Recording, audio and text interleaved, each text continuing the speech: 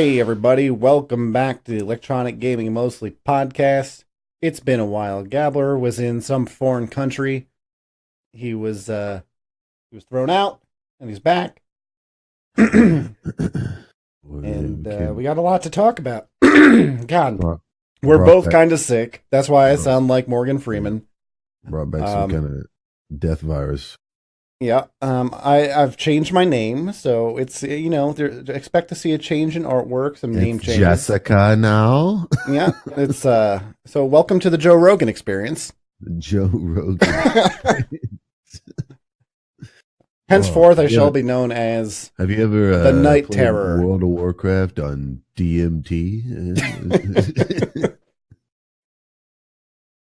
Anywho. With Jesus, we got a lot to talk about. There's the Anthem fiasco. There's Division 2 that I've been playing nonstop.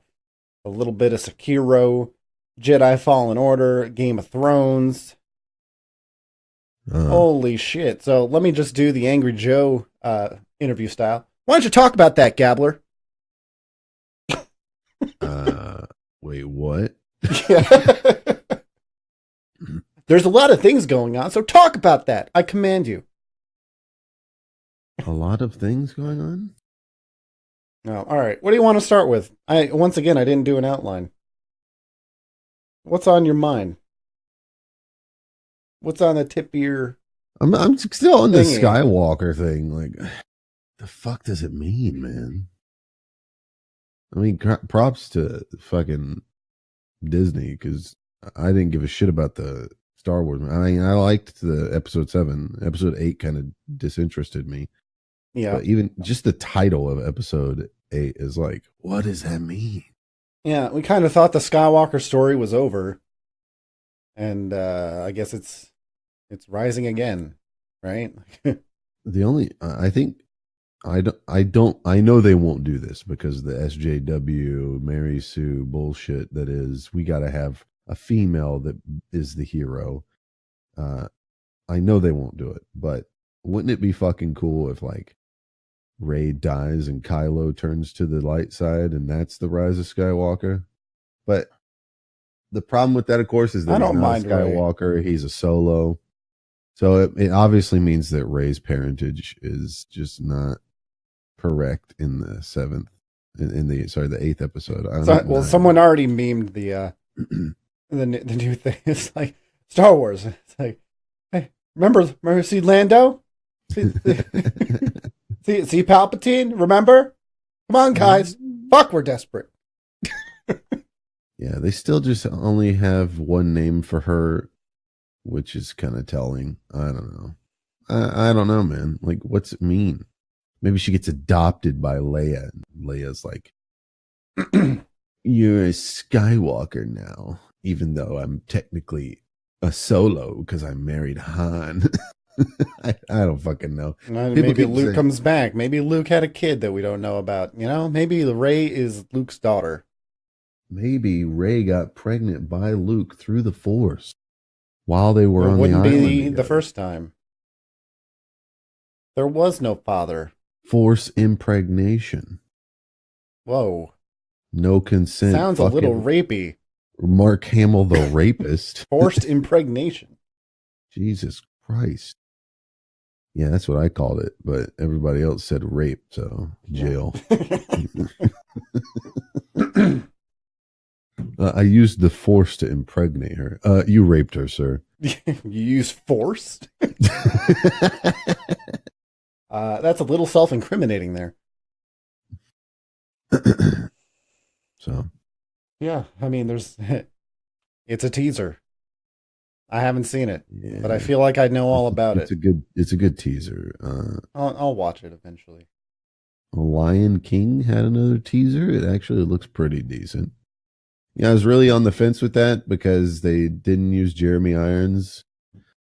And once you see Scar in the movie, it's like, okay, I guess they're going for a more realistic approach, Jeremy Irons. It's just weird to me. Like, they're going back and they're making these, quote, live action remakes of Disney movies, but like the Lion King is all animals.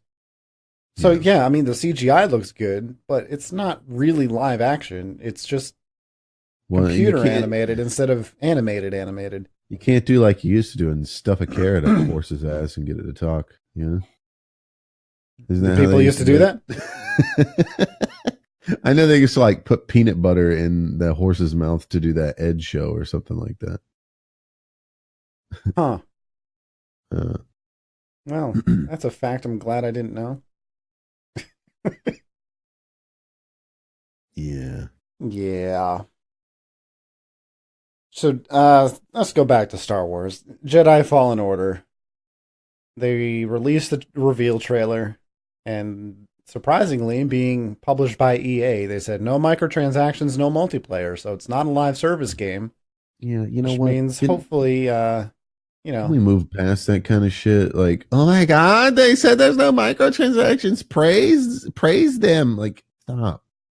This is what happens. Well, I think it leaves the developer open to. I mean, I don't really care about the microtransaction thing. I don't really think single player games need them, but it's kind of just like, well, if it doesn't have microtransactions, that means that the developer doesn't have to like spend any time or resources or adjust the game in any way. So hopefully, don't announce it. Just fucking put your game out and let it be discovered if it has it or not. Like, I mean, talk about it later, not during a fucking teaser trailer. Well, at this point in the the current gaming climate, it's a fucking selling point. Like, hey, we won't take extra money. I know that's what happens when you fucking set the bar so goddamn low that game developers can just come out and be like, we don't have. It's like the DRM shit. Like nobody gave a fuck about Geralt or Witcher until the fucking developer came out and took advantage of the anti-DRM hoopla and was like, we don't have DRM.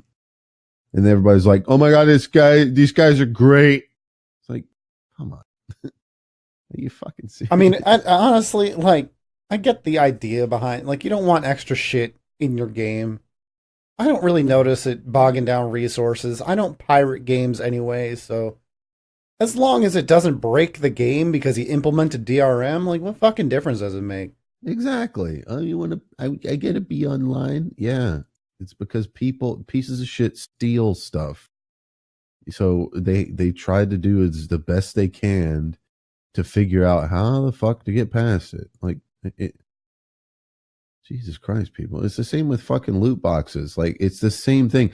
Loot boxes are terrible. Dude, how do you expect them to keep paying people to work on the game? You don't understand. That's how it works. People, all you fuckboys out there listening right now, understand. Didn't you miss this? If I have a group of developers and I receive an amount of money from a publisher, that money goes towards, it's not some magical coin machine I put shit in and then it pops out fucking lines of code. I use that money to do things like pay the bill for the fucking studio I'm at, buy any kind of replacements for lights or computer monitors or anything like that needs any kind of shit like that. Feed the fucking employees by paying them a fucking paycheck. You know, all you fuckboys out there that complain about this shit, they're the same fucking idiot lefties who are like, hey, living wage. They got to pay him fucking money to survive and live. And then these guys, at the end of it, that's all that covers. It covers the process of making the fucking game. And then you release the game and it could be over with. It could just be over with. Imagine if Black Ops 4 or Apex Legends or Fortnite came out and no fucking updates happened.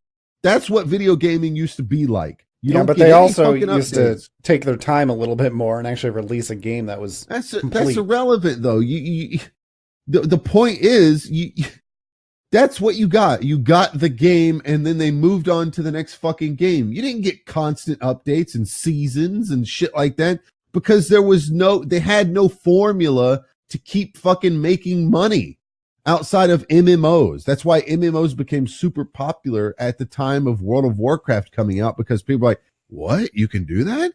You can just keep updating the same game and make money off of it? Holy shit.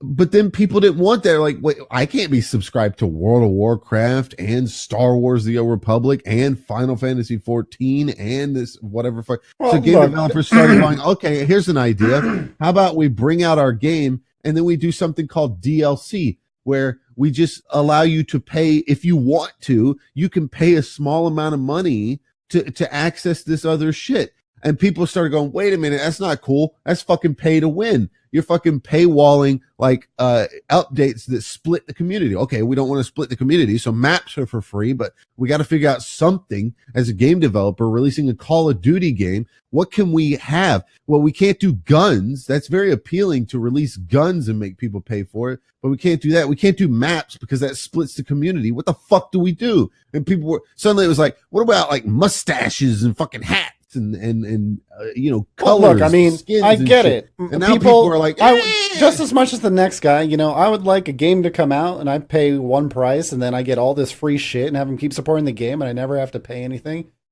But I get that you need to make fucking money if you want the game to be supported. It's just unrealistic to like have all the positives and none of the negatives. The problem is when game companies just go overboard. And in the case of like Black Ops, they went overboard. They released, you know, $60 base version with, you know, the $100 big version. And then, you know, there was some cosmetic shit and it was cosmetic for a while. And then they started releasing guns and then they started doing loot boxes. And after you paid $100 for the game plus more money and like this, in this case in particular, all the maps and shit were pretty much recycled. They make the same game every year on the same engine. I mean, it's pretty much a copy paste job every single time. There's not a whole lot to maintain with it, you know? And they're adding more and more shit. And you know they're going to abandon the game in probably another 6 months when they announce the next Call of Duty. So there's a fine line between being realistic and, you know, being not consumer friendly. And Black Ops 4 fucking crossed over into very not consumer friendly. You got a fucking $60/$100 game that all of a sudden went pay to win. And now it's dead. It's fucking dead on PC. I mean, you know, a friend of mine went and, you know, he played with us a little bit. But he can't find a fucking game on PC. He had to switch to PS4. You know, you're right. PC you're gamers absolutely right about that. But people, that I feel like the Black Ops thing is an exception to the rule. Most games that come out don't. Well, it's a good example as problems. to like what can happen if people don't fucking say something or, you know, talk with their wallet. And in the case of Black Ops 4, people started speaking with their wallet and started leaving the game, and as a result, fucking the developer went in the opposite direction and said, well, there's less people, so those people that are left, we need to make them pay more. You know, instead of trying to bring those other people back. Because, you know, again, this isn't like a live service like Anthem wanted to be with a 10-year plan. There's like a 1-year plan for Call of Duty because they know that there's just going to be another one. So it's like they're just upping the ante until everyone leaves, and when everyone leaves, it doesn't fucking matter. They made their money, and they're going to come back and make a new one and start all over. I'm fine with complaining. The problem is everybody complains about everything. That's the real problem. You know, look at all the backlash on fucking Destiny with their fucking DLC shit. Like people destroyed that game because of their feedback.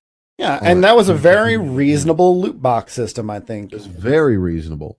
I even think it's a little bit reasonable, the Battlefield one. I know everybody was upset. Sorry, the Battlefront 2 loot box system. Everybody was upset about that shit. Like, oh my God, look at all this shit. Like, it's just, listen, it's exactly what you said in the sense that there are examples in history and even recently. There's few examples. These are exceptions to the rule that's happening these days because we already fought this battle 10 years ago. We fought this battle 10 years ago against the concept of pay to win. Okay. You do not complain when it's cosmetic. Period. You don't complain when it's cosmetic. Why? Because it's fucking optional. Okay. Blizzard, okay, makes you pay $15 a month and then still have to pay $25 to buy a fucking mount. That's unacceptable because you're already paying a sub fee to access the game. Now, the sub fee is not supposed to be server access. The sub fee is supposed to cover not only server access, but development costs, patching, anything that's worked on. Anything that's worked on in World of Warcraft should be afforded to you. Not just handed to you, but you should have acquisition to acquire it without paying more money through the process of the fact that you are paying $15 a month. That's the whole point of a goddamn subscription fee. You play a game like Blackout.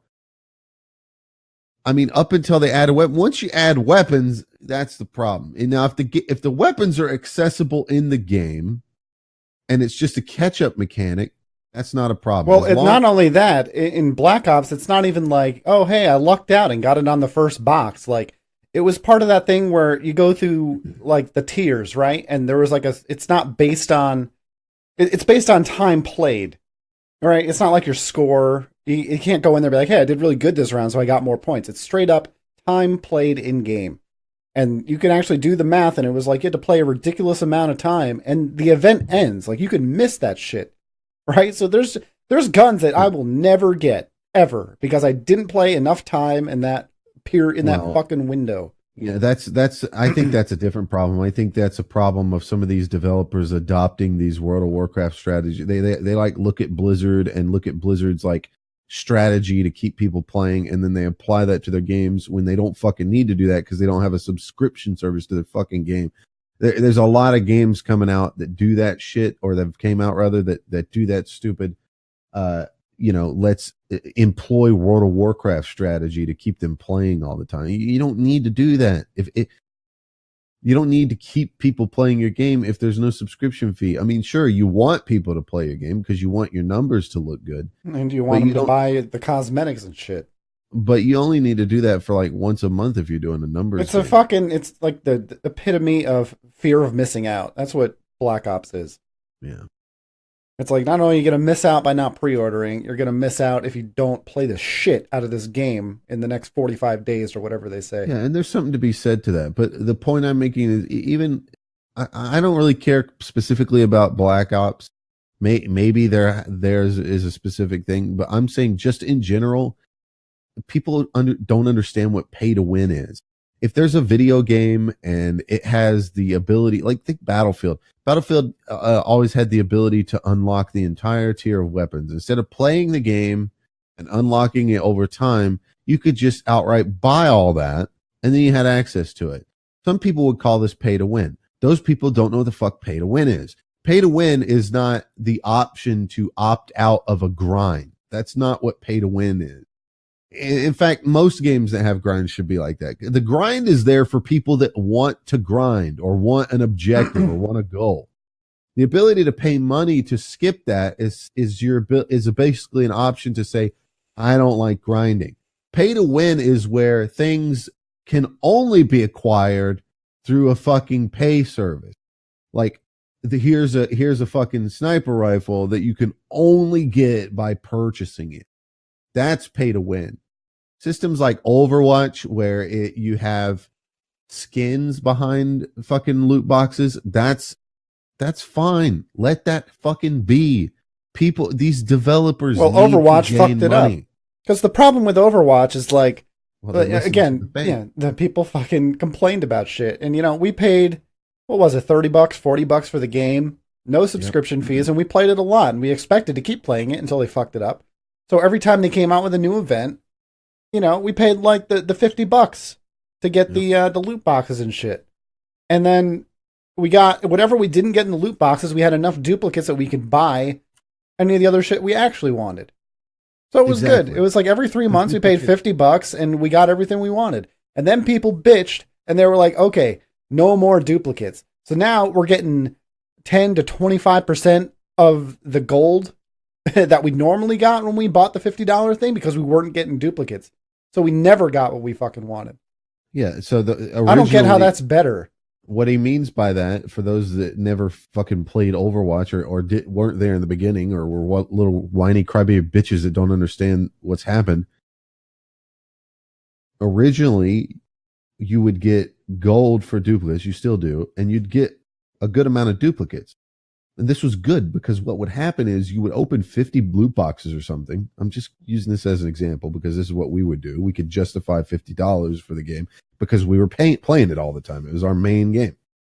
And so you'd open these cases and sometimes you'd get lucky and you'd get about half or almost all of the legendaries, or at least the ones you wanted. Because, not it wasn't like I want all of these. It was I want this one, and this one. Because they had a lot of cool skins. Yeah. Typically, there'd be 3, 4, maybe 5 legendary skins that you'd want, and a bunch of voice lines or some animations. It was or mostly taunts skins. and stuff like that. Skins was like skins. the golden nugget. So you'd open these cases, and sometimes you'd get unlucky and get maybe 1 legendary that you wanted. You might get 2 or 3 legendaries, but they'd be the ones you don't really care for, the characters you don't play, or the ones that look lame, you know. And typically they would release 6 to 7 skins that were good. And I'm combining legendaries and the epic ones because they'd have really good epic ones as well. And then you'd cut to, okay, well, I didn't get all of them. I wanted the Hanzo and the Genji, but I wanted the Hanzo, the Genji, and the Junkrat, but I only got the Junkrat and a couple others I don't care about. But that's okay because all these duplicates I got gave me enough gold to where I can buy these other 2 legendaries. No problem. Like every single time we would do that, we'd have at least enough coin to buy 1 or 2 things that we wanted that we didn't get in the opening, because sometimes you get unlucky. Flash forward to after the change, you have to roll what you want.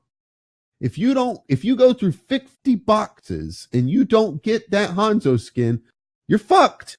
Because and the problem with no duplicates is that there's so many fucking player icons and stupid shit that when they say no duplicates, that's what you're getting. Instead of getting duplicates and gold, you're getting stupid fucking icons you'll never get.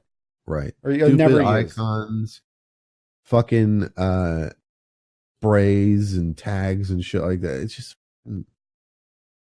if people are stupid, they don't make these connections. It's like either children or stupid people. They're sitting back going, let's complain about it, and they'll change it. And they're probably not being villainous. There might be some of them out there like, if we can get them to change it, then we can get more of what we want.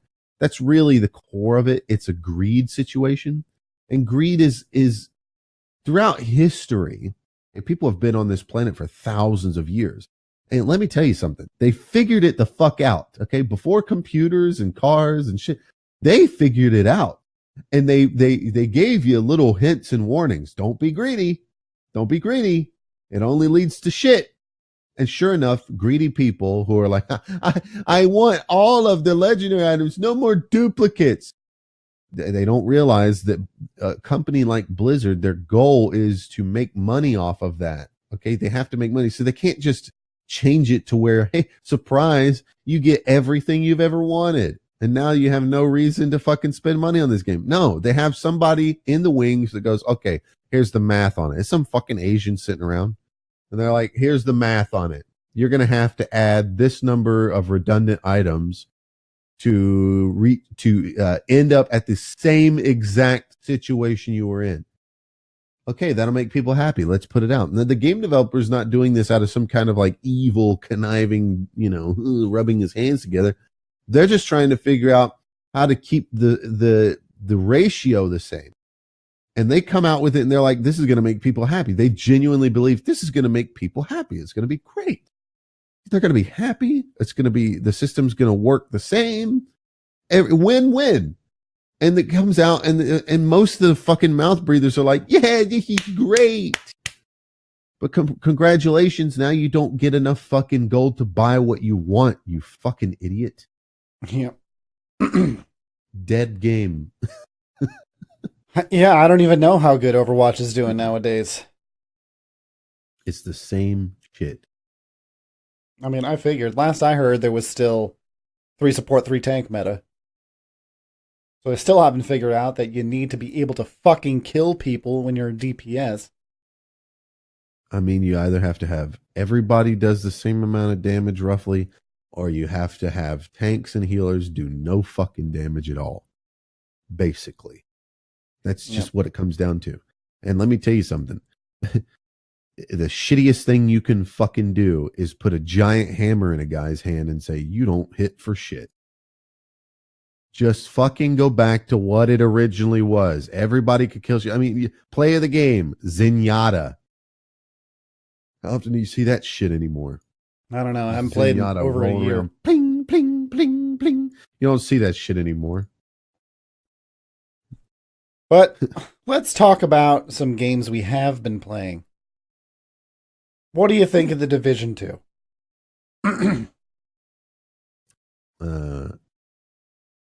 It's in summary, it is the Division 1, but with an expansion. The Washington, D.C. expansion. Yeah. That's it. I think it's a bit more than that. I mean, that's in summary. It's in summary. It's a copy paste job, but there's more content than an expansion's worth. I mean, I don't know if it's bigger than Division 1 because Division 1 had a bunch of. I disagree. If you look at World of Warcraft throughout its years, every time they release an expansion, it's this giant area. Like, look at the Burning Crusade as a great example. That's probably the prime of back before Blizzard. Well, you're comparing it to an MMO. It's different. I mean, you got people buying the game, what it is, paying $15 a month, and then paying the price of the game every expansion. Yeah, but it's trying to emulate an MMO. But the thing is, like, yeah, to be fair, you know, but Blizzard charges $40 for their fucking expansions, and people play it. It's no different. It's really no different. They justify the. See, Blizzard doesn't justify they don't use the $15 a month to justify the creation of an expansion. It's the sales that they justify that with. All right. Well, let me put it this way. I don't think it's as much of an expansion type thing as Destiny 2 could have been an expansion to Destiny 1. It's definitely more of a standalone experience than Destiny 2 was. I disagree. I think you just like the game. I think you're a little biased. I mean, I do. No, I'm not biased. I mean, I'll shit all over a game when it deserves it, but I mean, I really like the Division 1. It's not good.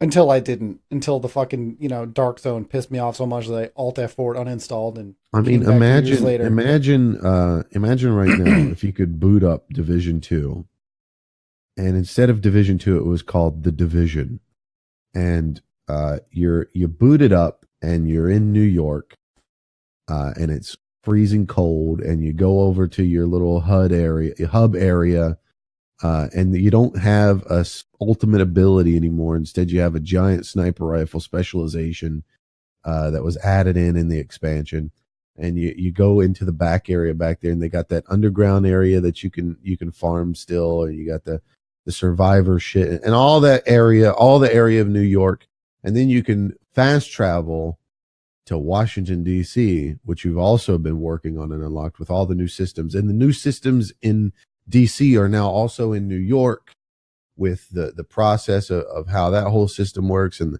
the leveling system from 1 to 30 has been revamped for players. You can level in either New York or you can level in D.C. Maybe even they increase the levels by 30 or something like that. Max level 60. Who knows? Whatever, right? Anything like that. How much better of a game would that be than what we have now? It's the same thing with Destiny. It would be 10 times better. And I didn't play enough of the end game in Division 1 to know how much changing all those systems would have fucked up what they already made. It's the same. Fucked up literally the balance. Stronghold. They had strongholds, and that's really it. They didn't have raids. Well, they had the incursions. That was a raid, basically.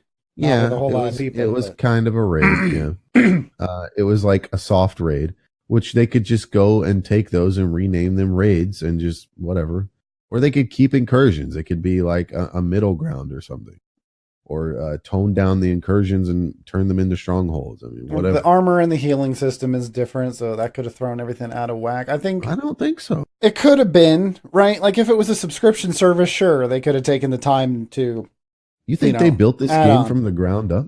Well, no, but I'm saying they're not getting paid a monthly subscription, so it makes more sense for them to just say, okay, we need to kind of start from scratch here with the systems instead of trying to do the World of Warcraft thing. I don't think they did that at all. Retroactively apply it. I think they took Division 1 and just made changes on top of it. I think you haven't played Division 1 in a long time. That's not true. I was playing it before, I was trying to get you to go back into it and play it. I mean, we played it for like a day. Just install the game and play it. Tell me it's not the same game. It's not. I remember. The UI is basically the same. They have an armor system now instead of a med kit. It's really the same. Yeah, it's no fucking different. It's just now you have this thing that goes blah when you fucking when your armor and that's breaks. all the stuff you see. I'm talking about like all the drops you get and how the weapon damage works. Like, remember how fucked up the whole trying to figure out what does more damage is? Like, now it's here's the damage, here's the RPM, and that fucking makes sense. But in Division 1, it was just an arbitrary number. Well, I don't know if that's what it is. Yeah, that's exactly I don't code. That's what it was. There's a lot of like database. Look, I'm just saying. I don't think it's unreasonable that this is its own standalone game. I don't think you can make a sequel and have it be completely different than the first one. It's got to be kind of similar. It's not good because or this is how it always happens. You get it like the first game, and there's all these changes that need to be made, and eventually it's just like, okay, we need to just kind of start from scratch, but we need it to feel like the first game. So usually number 1 and number 2 in a series feel and look pretty similar. And then if a third one comes out, that's when shit really gets changed, for the most part. Here's the thing, though. I'm not saying the game's not worth a certain amount of money, because even if it was an expansion, it'd still cost you $40, $50, $60, something like that. So it's not like I'm trying to downplay it to any degree. But I'm just saying games like The Division and Destiny, and just as a feedback thing, if a developer ever hears it, or if players want to change their mindset on like these kind of things should be expansions. These games push themselves as pseudo MMOs. They usually even announce themselves as MMOs. That's what MMOs do. They have expansions. It's not Call of Duty. You don't put out a new version that looks the same as the last one and plays very, very similar to the last one. I mean, the amount of difference in Division 2 versus Division 1 in just systems alone is not that big. It's still like all the systems are still there. There's just new stuff on top of it, or things have been swapped in and out. There's nothing like the grenades are still the same. The grenade system's still the same. The health system's still the same. A lot of the UI is still the same. The gunplay is still the same.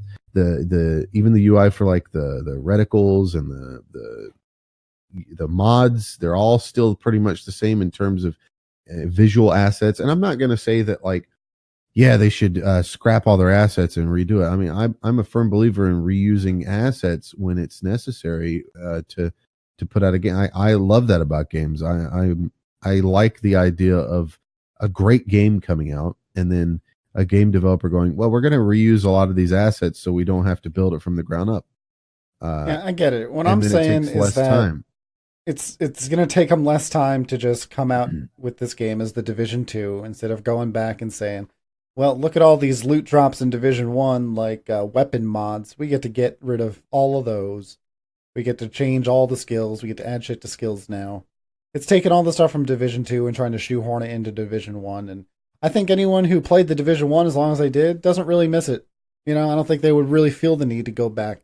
I think DC is a better setting. Well, no, that's what I'm saying. Like so typically when you have sequels, sometimes you want to go back to the previous game because it's different enough. You look at the Metal Gear Solid series as an example. Every fucking game from each to the next is vastly different from each other. 1, 2, 3, 4, even 5. Vastly different from each other to where you could logistically go back and play it and feel like it's kind of a different game, even though they're connected and there's some similar systems here and there. I think a good example of a sequel in the MMO genre would be Guild Wars. Guild Wars versus Guild Wars 2. Vastly different games. It doesn't feel like it's just the same game on top of it. And maybe the problem with The Division and Destiny is they suffer from the modern day graphics jump, which is, you go back 10, 20 years ago, throughout the process of 10 to 20 years, the graphics jumps have always been giant leaps every 2 to 3 years. But, you don't really get that anymore. After you get to a certain level, it's hard for a lot of people to notice the difference in graphics. But that being said, the Division 2 is more of the same with Division 1. And if you liked Division 1, Division 2 fixes a lot of the problems I'm just saying it could have been an expansion, but I'm not saying it's not a good game. It's it could have been. I'm just saying, I get that it's not. It makes sense that it's not. It would have made sense for it to be one, but like you said, it would have made sense for Metal Gear Solid 2 to be an expansion to Metal Gear Solid 1. I mean, they play almost exactly the same. I disagree with that. Why? Yeah, I mean, the graphics are better because it was a generation ahead, but it plays exactly the same. The graphics is a big deal. I don't think you can go from one game to the next and call it an expansion. Typically, the way I put expansion is like the reason why I think Division and Destiny should have had their games as expansions instead is because they look the exact same. You know, like it feels, plays, and looks like the same exact game. Even with Battlefield, like I don't like that Battlefield keeps putting out iterations of it. It's the Call of Duty Battlefield syndrome, in my opinion, where they just copy paste the same game and put it out and say, look guys, it's another game. It's really not. It's really not. What you've done is something that you could have done as a patch, a giant patch, or an expansion. Like you look at Black Ops 3 or Black Ops 4 versus Black Ops 3. Those two games are interchangeable. You could sit somebody in front of Black Ops 3 and say, this is Black Ops 4. And if you took out all the logos and shit like that, how would they know the fucking difference if you swap between I don't know. I didn't play Black Ops 3. It's part of the reason I bought Black Ops 4 is because I hadn't played Call of Duty in forever. Certainly there are different characters in the games. And certainly there are some different systems like the hero system in Black Ops 4. But in terms of visually and gameplay, they're pretty much identical. That's how I view World of Warcraft. Every World of Warcraft expansion, there's new systems added. There's all these things added on top that make it feel quite different than the previous one. I mean, obviously, Legion feels vastly different than Battle for Azeroth. I mean, to a degree that it's so negative that people are quitting the game. People are saying this game feels worse than Legion because of all these system changes. But visually and the way the game plays, it's the same game. Visually speaking, and you would never look at Legion and Battle for Azeroth and go, these are two separate games. If Blizzard released Battle for Azeroth as World of Warcraft 2, people would be like, what the fuck is this? This is bullshit. Upgrade your game. Now, Division and Destiny, I think, can get away with it because those games already look spectacular. They already look good. They play good. I'm just saying, in a perfect world, it would have been great to have this content on top of content. I think it would have made the game even stronger. It's the same argument I had for Destiny. Destiny would have been way stronger of a title if it added that content on top of what they already had. Yeah, well, Destiny needed to do that because at the beginning there wasn't a whole lot of content. Yes, much more than Division. Division, at least Ubisoft kind of has a relative idea of how much content needs to be in a game at launch to keep people busy. Yeah. But in terms of the way the game plays, they made a lot of good changes. I mean, you still got a lot of, not a lot, but some of the same bugs or, problems that the first game had. There is some bullet sponginess. You don't notice it a lot. Unless you're always running around. It's definitely better. I think if you went back and played Division 1 Endgame, you'd be like, wow, this is a lot more bullshit. I mean, that's what made me fucking quit it. It wasn't even a planned thing. Like, what we did with Destiny, I was going to do with Division. Just play it nonstop and be a Division streamer. Yeah. But I reached the end. It was like Alexander reaching the end of the known world and weeping because there's nothing left to conquer. And then I fucking go into like the hardest zone, dark zone. And I'm just getting my shit pushed in, And it's like, I've spent so much time grinding for this gear, and I'm still getting fucked up by one random purple bro. Yeah. And he's just taking bullets to the face, just rushing me. And like, it would piss me off every time it happened. And one time it hit a fever pitch, and I was like, fuck this game. F4, uninstalled. And I think I came back when the survival thing came out, and we wanted to try the survival thing. It still happens in this game if an enemy gets to your flank and they're much yellow better. Bar, and it's partially a bug. Shooting it fuck you up. Like all the stuff that they're coming out and saying is stuff that I figured out after 30 hours of playing the game. I mean, people forget that the AI, the enemies in the game, is the game. So like if the developers want those enemies to be aware of any type of stat, any type of number, they can. They're omnipotent, right? it's kind of easy to forget that because, you know, it's creating the illusion of an actual world. But these enemies know how much health you have. They know how much damage you do. They know what your gear is. They know what their gear is and how many of them there are. Yeah, so when they know when you're aiming at them, so they stay behind cover. If they know that you're low on health, they'll fucking rush you. So right now there's a bug, especially on higher difficulties with more players, like 4 people in a group instead of just playing solo. High level enemies and elites and shit will just fucking rush you from the outset of a fight. My guess is it's a programming error in a calculation where the game isn't really looking at how much health you have. It's comparing health values to the enemy and yourself. And because enemies have so much health, they're just going, oh, I can win this fight. Yeah. And I mean, it's kind of funny because that's exactly what I was doing when I was helping you level up. Like, I knew that I couldn't fucking die, so I was just running in, walking people down. Opinion, by the way, if there's an Ubisoft French-Canadian listening to this, the solution, in my opinion, is to take that system out and focus more on cover-based mechanics and positioning of the AI rather than... Because the problem is the AI doesn't go, oh, they're low on health, let me get around them and move cover to cover to cover. The AI gets up and runs, 100 fucking meters to the next cover, right past you or across that's always you. Fun. That is a thing that happens. Like, you'll see an enemy and they'll just sprint right fucking at you, and you're like, oh god, they're rushing me. And then they don't stop and shoot. They don't stop because they're getting shot in the face. They just keep running. They right past you and fucking take cover behind you because it's like they made a decision that they need to get to that cover behind you. But instead of flanking and going cover to cover, they just beeline it. Right. So, and the solution, instead of trying to tweak that system, is just get rid of it. Just have them put in some kind of line of code or something that tells them they don't want to move X amount of distance from their cover. So they always want to, like, each time they hit cover, there's like a radius around them that they'll go to another set of cover. They won't run outside of that in terms of distance calculation for their next run.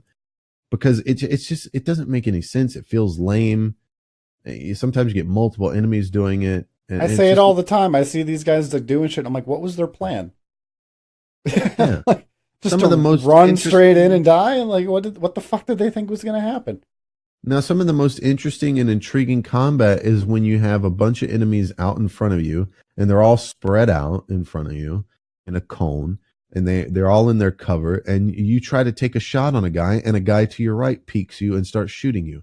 That's how it should feel. That's the strategy of it, right? Like, you have to pick your shots. You have to try and eliminate specific people first. One of the first things I do when I go into shit, people are shooting elites. I'm aiming at the heads of the red health bars. Firstly, it feels great because you shoot them in the head once and they die, even in like strongholds and shit with 4 people. But then you also get this sense of satisfaction of clearing the field before you start dealing with the more difficult enemies. The problem with that, though, is by the time I kill 3 or 4 of these red bars, fucking yellow bar guy's already up knee deep in my asshole. like, god damn it, man. Well, it changes as you level. Like, when you're leveling up and there's not so many elites, like, people in general have this like prison yard mentality of like, I'm going to take down the biggest, strongest guy first. Like, no, that's not how... Because as you're taking down the biggest, strongest guy, you got 8 other people fucking melting you with bullets. You want to take down the little guys first. Well, it because seems like then you only have one person shooting. That's the interesting thing is the enemies in this game, they seem to all do the same amount of damage. Like, no matter what their health bar is. To an extent, but like the elite grenade guys, like the purple and the red guys, when they throw a grenade, you'll see that they're throwing a grenade. They'll pop out of cover for like 2 or 3 seconds before the grenade actually comes out. They'll throw one grenade and then they'll hide.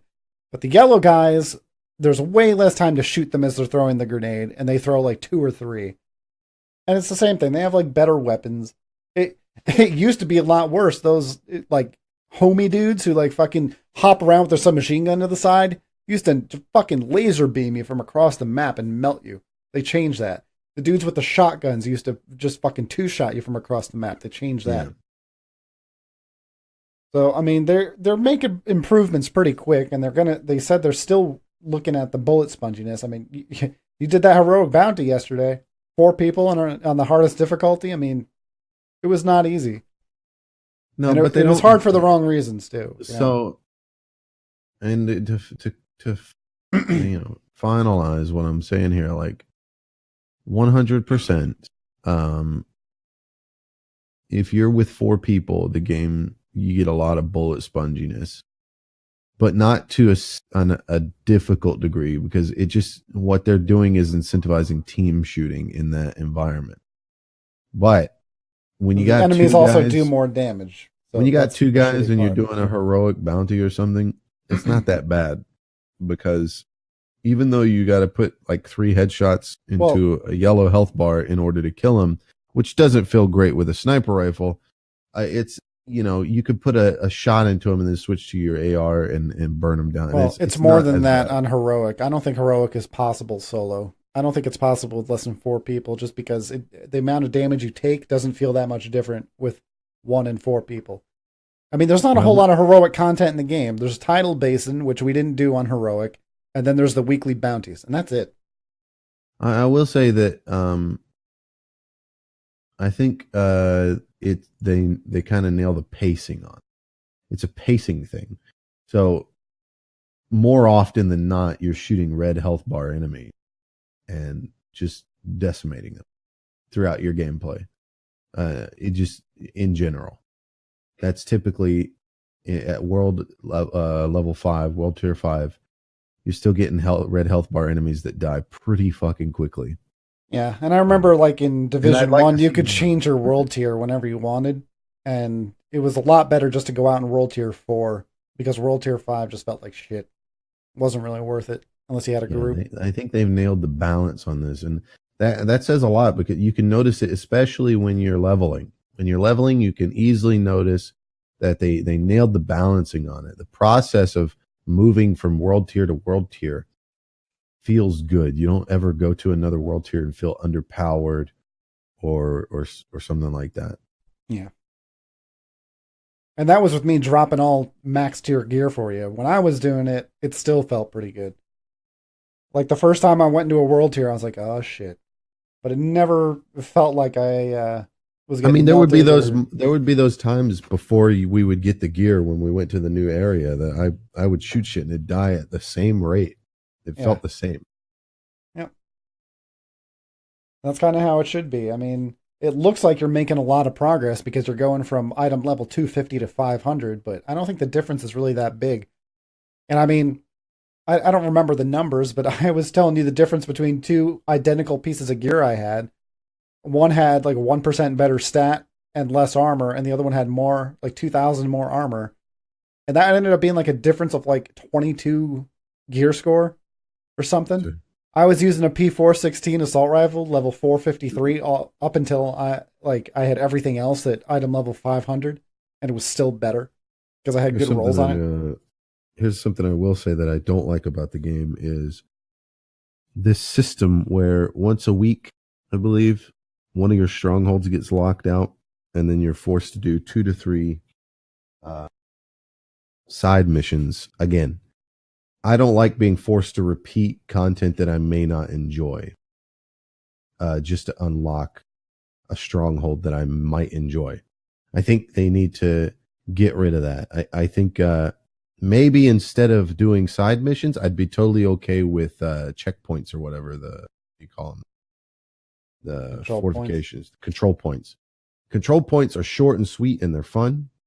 Side missions can be long and boring. Well, they're not side missions. The side missions are short. These are straight up main missions that you repeat. Sorry, main missions. Main missions or side missions. I don't want to be forced to do main or side missions because they're long and boring typically. Even side missions can be long and boring. It is. I don't want to do. I really like this. I disagree a little bit. System. I mean, I get it, but the missions, you could probably do 2 of the missions and the stronghold in under 2 hours. Probably closer to an hour if you're with another person. It's really but when the goal for that isn't to get gear, but to unlock a stronghold, so you can maybe run it heroic, that's the lame part of it. It's the forcing it. Like I'm okay if they want to be like, here's a system where these random weekly, every week, randomly 2 of your original missions or side missions, become active and invaded, and you can go do those for gear. I don't like them being a lockout system for Stronghold. I think there should just be a way where if you want to opt out of that, you should be able to play that Stronghold like in its original form, right? Like if it gets invaded and you don't want to unlock it and play it invaded to clear up the map again, you should just be able to go back and play that Stronghold when it's occupied by like the hyenas and not the Black Tusk. That's it, yeah. That'd be cool. But I don't mind. It's not rotate. It's once a week. You got the entire week to do an hour and a half worth of content. Like I don't think it's really that tall of an order, but plus you can run it on normal. Like you don't have to run it at higher difficulties or anything, and it's pretty fucking easy. The biggest one though is Tidal Basin. Like you play Tidal Basin, that one's like twice as long as any of the other Strongholds. That one gets a little irritating, but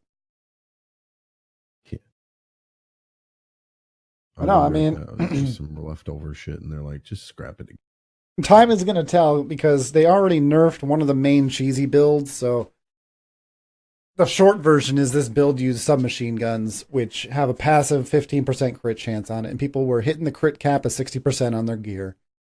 And they would stack health and purposely have low armor. Use this talent called Berserk, where you do more damage with the lower amount of armor you have. And then they had this other talent where you would heal a certain amount of health and armor with every crit that you got. And then another talent that would increase healing by 150% every time you killed an enemy. Basically what that translated to is you just walk fucking people down with a submachine gun, and since you crit 60% of the time, and you're just always living on that borderline of having full health but no armor, you were doing a fuck ton of damage, critting all the time, and never dying. And they nerfed that a little bit. They put an internal cooldown on the healing thing. But now they're starting to look at like other builds and other talents and be like, hey, there's all this shit that like people are using instead of all this other shit that people never use. And we're talking about doing nerfs and buffs, and that makes me nervous because there's always going to be a fucking meta, and I don't want them going in there constantly nerfing the meta just for another fucking meta to come. Because it doesn't matter. If something the problem is if you keep fucking nerfing shit, eventually everything sucks. Well, yeah, I mean, it's the Blizzard. It's a World of Warcraft problem. Stop. Yeah, and the only thing that balances out the World of Warcraft problem is every fucking expansion, everybody goes back to being overpowered again. Yeah, and the thing is this is a 90% PvE game. You don't need to have everything be perfectly balanced because it's never going to be perfectly balanced. Like, let's say you get everything within 0.1%, right? By some miracle, you do that. The meta is still going to be the thing that's 0.1% better. You know?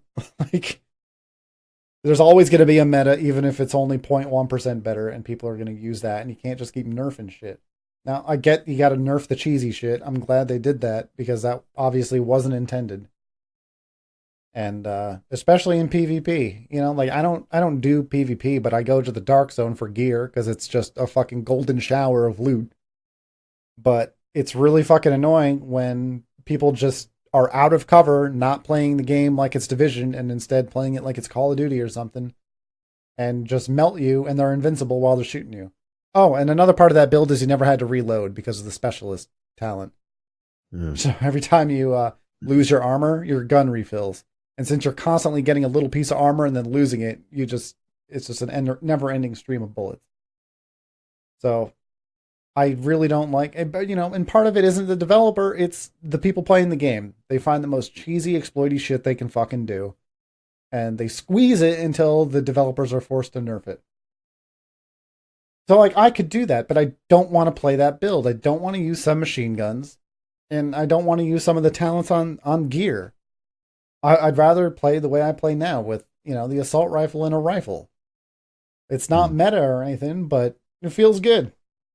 I've always liked marksman or sniper rifles, but yeah, it's very, marksman rifles feel a little bit better because at least when you get that headshot and it's red or whatever, you know, you're like, okay, well, this is normal. I usually have to take more shots. But when you have a sniper rifle, when I shoot a red health bar enemy and they die immediately and I get that splat sound, feels great. When I do that to a purple health bar and they go to a sliver of health, doesn't feel great.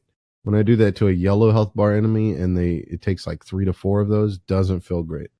Like they should do that thing that some other games do. I mean, I don't know which game specifically, but I know we played a game pretty recently where it happens. But if you shoot like a purple guy in the head and it brings them to within 10% of their health, they should die.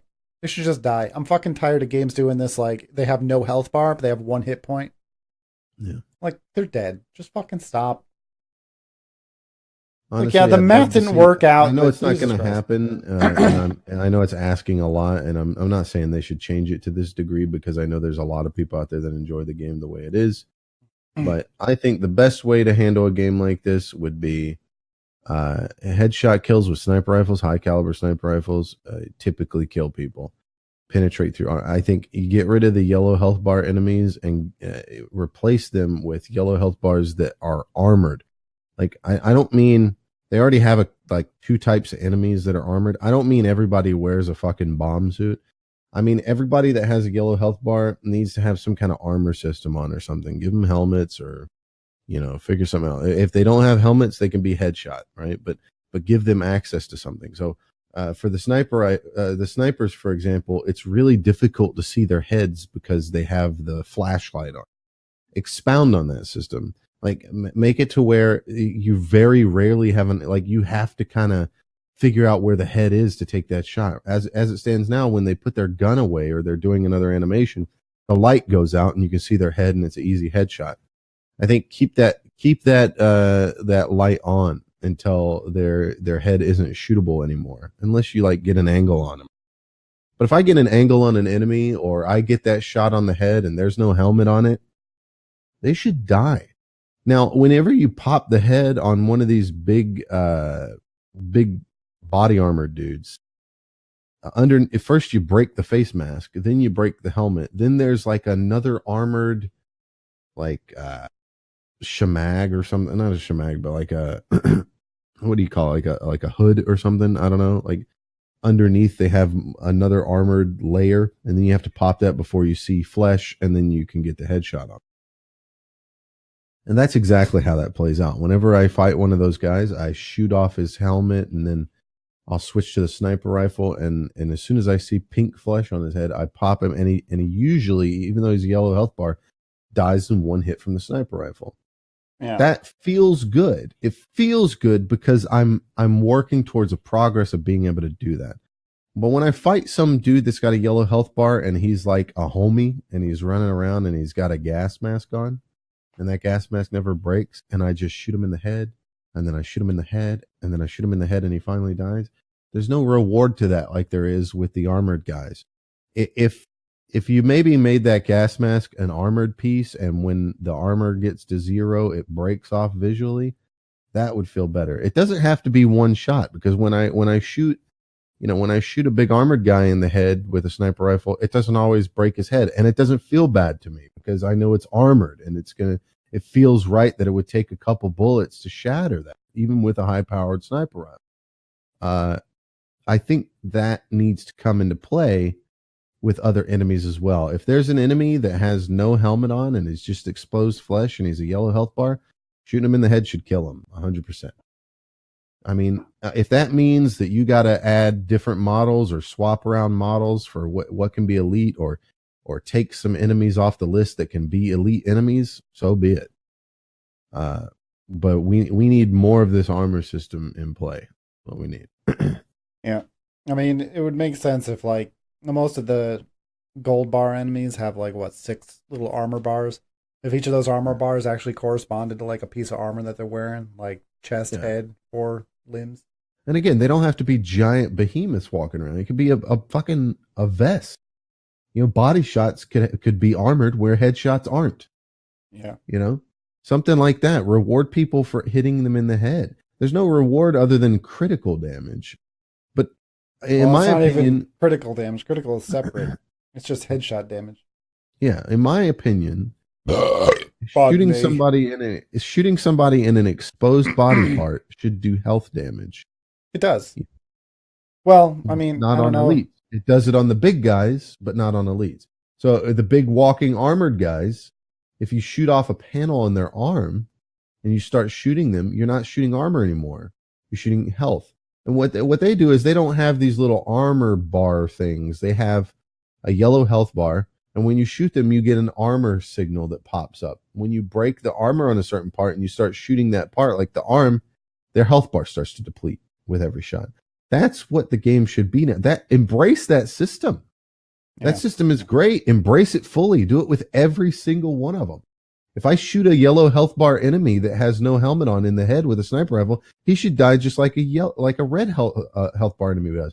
But if I'm loading him up and with shots to the chest and he's got a bulletproof vest on, then I get that little armor signal until the vest breaks. That would be great. I think that's the best solution to the game, in my opinion. Yeah, I mean it's still early. It's a fun game that's going to be great to come back to when patches come through. If we end up getting bored of the end game, if they don't put out, which typically game developers don't put in-game content out fast enough to appease people in these kind of games. Well, there is a raid April 25th, and I'm hoping that it's not like retarded difficult and doesn't require like Destiny 2 levels of coordination. We can just plug into it and they have some kind of matchmaking. They got matchmaking for everything else in this fucking game. Yeah. So I can't imagine that it would be too difficult. We'll see how it goes. But what I'll say is typically these games, developers can't keep up with the demand for the amount of content to keep people busy. So, this is a great game it's not like a game like World of Warcraft. You min-max pretty quickly in this game. There is this form of god rolls, but I feel like it's not super necessary. And right now, I'm at max item level pretty much, and I feel like I could quit if I wanted to. I don't have a desire to do that. I still have a desire to load up the game and do some more grinding. I haven't hit that point where it's like, yeah, I'm bored of this. Well, but there's still that World of Warcraft sense of like, there's always something to do. Like for me right now, I mean, I got 2 pretty god rolled weapons, but like, you never know if it's an actual god roll because everything that drops, like the damage, I could get a gun that's exactly the same in every way, except it does 1,000 more damage, right? I don't really know how what the span of the but that's damage if you're roll into grinding out small little upgrades like that. But the thing is, it's like you never need to World say. Of Warcraft, you're subscribed to it. You feel the need to continue playing it. This game, you're not. Well, yeah, in World of Warcraft, the thing people are bitching about is like, I mean, they bitch about everything. First, there's no way to get to target the gear you want. Right, and then once they release vendors, it's like, well, now there's only one thing to do, and it's farm out the fucking currency for this vendor to get the gear I want. Like Division 2, you get gear from everything. So, like right now, I kind of want to try, like getting an entirely different gear set and seeing how different guns work. It may be because right now I'm a one-trick pony, and I've just been looking for that like specific roll on every piece of gear and deleting everything else. I'd like to go in and try something new. That there's some way in the game to efficiently farm the fastest to get fucking gear or whatever. But you never, in this game, outside of if you're one of those kind of people and you want to look into how to do that, you never ever feel like this activity is better than this activity. Like just doing shit gets you gear and it feels good every single time. Everything you do gets you, you're constantly having gear thrown at you. Just constantly. Yeah. I mean, the fastest way to get gear is the dark zone, but it's not better gear. It's just more gear quickly. Right. But you you get it quickly enough and doing other, like if you do one of those propaganda things, it's really fast and it's really easy and all it gets you is a purple. So, I mean, it's not worth doing in the sense you don't get much for it, but it's super quick. Upgrade the purpose of doing those little things is to upgrade the I don't look at that as an activity on its own. I don't look at like the propaganda things that give you did until you hit endgame because it was worth it. The gear was worth it then. No, I avoided them typically because they just get in the way of the main mission. I think most people are going to focus on the main mission and then try to hit max level and then do stuff. But they do this really brilliant thing where the small mundane tasks that net you nothing, that you get nothing from, you actually get a net game from because when you do like a propaganda thing, it's usually linked to a control point, and it levels up that control point when you're in the max world tier, which should be your first goal to get to any fucking ways before you do anything. And then when you go do that control point, it's harder, but you get more elite, so it means more gear.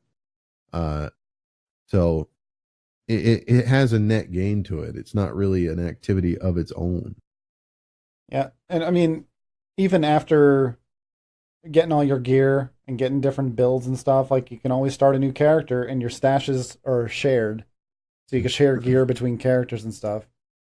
You could use the second character as just a mule if you want, as just more inventory space. So there's a lot to fucking do in the game. And the moment-to-moment gameplay, the shooting feels really good. I like shooting things. Never really gets old for me, so. Yeah. It's that's about it. That's about it. Short and sweet. Totally short. Yeah, short and sweet. This will be short and bitter. Sekiro. I don't know if it'll be short at all. This is a great game. And I know we disagree on that, but I mean, to be fair, you didn't like Dark Souls when you first played it. I like Dark Souls 3. You didn't like Dark Souls when you first played it. You had a lot of problems with it. We went through it was rough. And then after completing it and after all the salt, a couple weeks later, you were like, so I bought a Dark Souls. Well, no, it was different. Like, but that's what those games do to you. There's certain parts of Dark Souls 3 that are really AIDSy that I still think are bullshit. Like the whole fucking swamp where you're just constantly poisoned. But that's like 90% of that game is actually pretty fair. That's right. The stuff that's not is like the PvP fucking being forced upon you and it not even being a fair fight. Not even because people use cheesy ass builds specifically for PvP for some fucking reason. But the connections are so bad that even if you nail the timing, it's still fucking wrong because it's so far behind. People play to the timing. Sekiro, Shadows Die Twice, is not Dark Souls. Okay? If you like Dark Souls, that has nothing to do with whether or not you will like Sekiro. 100%. I don't care what anybody's told you. If they've told you otherwise, they're lying because they don't understand what Dark Souls is. Okay? If you think Dark Souls, if you think the appeal to Dark Souls is that it's hard, you're fucking retarded, A, and B, sure, go ahead. I guess you'll like Sekiro just because of that. I mean, by that same metric, go play fucking Battletoads. Oh man, fucking, that's the best part about Battletoads, right? Is it's so fucking difficult. No, it's just notorious. Go play Silver Surfer. Like, it's just notoriously difficult. It's not a great game because it's difficult. Nobody ever played fucking Silver Surfer went, woo, I got through that almost impossible fucking level. Hell yeah, I feel great about it. Fuck yeah, let's go. I think that's my problem. That's not a challenge. I've said this before, not on the podcast, so I'll say it again. But most people, they enjoy challenge because when they overcome it, they get this feeling of accomplishment. I don't know if it's like a mental problem, but I don't have a sense of satisfaction by overcoming a challenge. I think and I both get that, but the problem is... I know you do. I'm not talking to you. No, I'm talking to them. You definitely get it too. The problem is that a challenge is not the same as difficult. That's not the same thing. Challenges and difficulty can go hand in hand, but it doesn't mean the same thing. Okay? So like Resident Evil is challenging in terms of like the puzzles the first time you have to figure them out. Yeah, and it's tense because you got a big fucking monster. Right, exactly. And that's a bit of difficulty and it's challenging. But it's not like the game developer goes, okay, we're going to put you at impossible odds, near impossible odds arbitrarily right now at this moment. That doesn't happen. You look at a character like Mr. X in the remake. A lot of people had problems with this character playing the game. But it wasn't something to where it was so fucking difficult that it made people rage or almost quit the game. But there were ways to handle him, and you could learn and adapt to it, and it felt good to be able to overcome that. A game that just is difficult for the sake of difficulty doesn't work. See Neo as an example. See that European spin-off that tried to be Dark Souls that just wasn't really good as an example. Yeah, well, my problem with Neo is that it's almost like it started as a good action game, and then they nerf your fucking health pool to make it like Dark Souls. So the gameplay doesn't fit with how much fucking health you have. Exactly. You have a great greatly designed game that works in a lot of aspects, and then they try to just make it Dark Souls, and they use the wrong aspects to try and make it Dark Souls, and then they're like, why don't people like this? And here's what I mean by that. What's fun about Dark Souls is not the difficulty. Okay, you have two groups of people in video gaming, in any kind of culture, really. You have people who enjoy it, and then you have fans. And I include super fans in the fans. Okay, super fans are just people that they just love the one thing and they go super deep in. So you have people that are fans of that are fans of Star Wars, and then you have people that watch Star Wars and they like Star Wars. My dad likes Star Wars. He's not a fan of Star Wars. He doesn't go to Star Wars conventions. He doesn't dress up as Star Wars characters. He doesn't, collect Star Wars memorabilia. He doesn't, watch the new Star Wars trailer as soon as it comes out excitedly. Okay. But if Star Wars is on TV, he'll watch it and go, yeah, this is a fun, entertaining movie. A fan does all the things before that. Okay. Same thing happens in every single thing we have. So in Dark Souls, you have fans of Dark Souls, and you have people that play Dark Souls and go, yeah, the hype, I get it. The people that play Dark Souls because of the gaming culture or whatever, they want to be a part of the gaming culture. And so people are like, the next Dark Souls is coming out. So they pick up Dark Souls 3 and they're like, oh my God, this is difficult, but I'm still going to push myself through it and play it. And some people become fans. Some people put the game down and never play it ever again. They go, I beat Dark Souls, or I played Dark Souls to a certain point. I'm done with it. Those people think, man, Dark Souls must be the difficulty people like. I get it. It's the difficulty. But ask a fan and they'll tell you, no, it's not the difficulty. It's the rich environment. It's the world. It's the fact that you can stand on the edge of Lothric Castle walls and look out and see everywhere you've been already, the graveyard and all that, and you can see where you're going.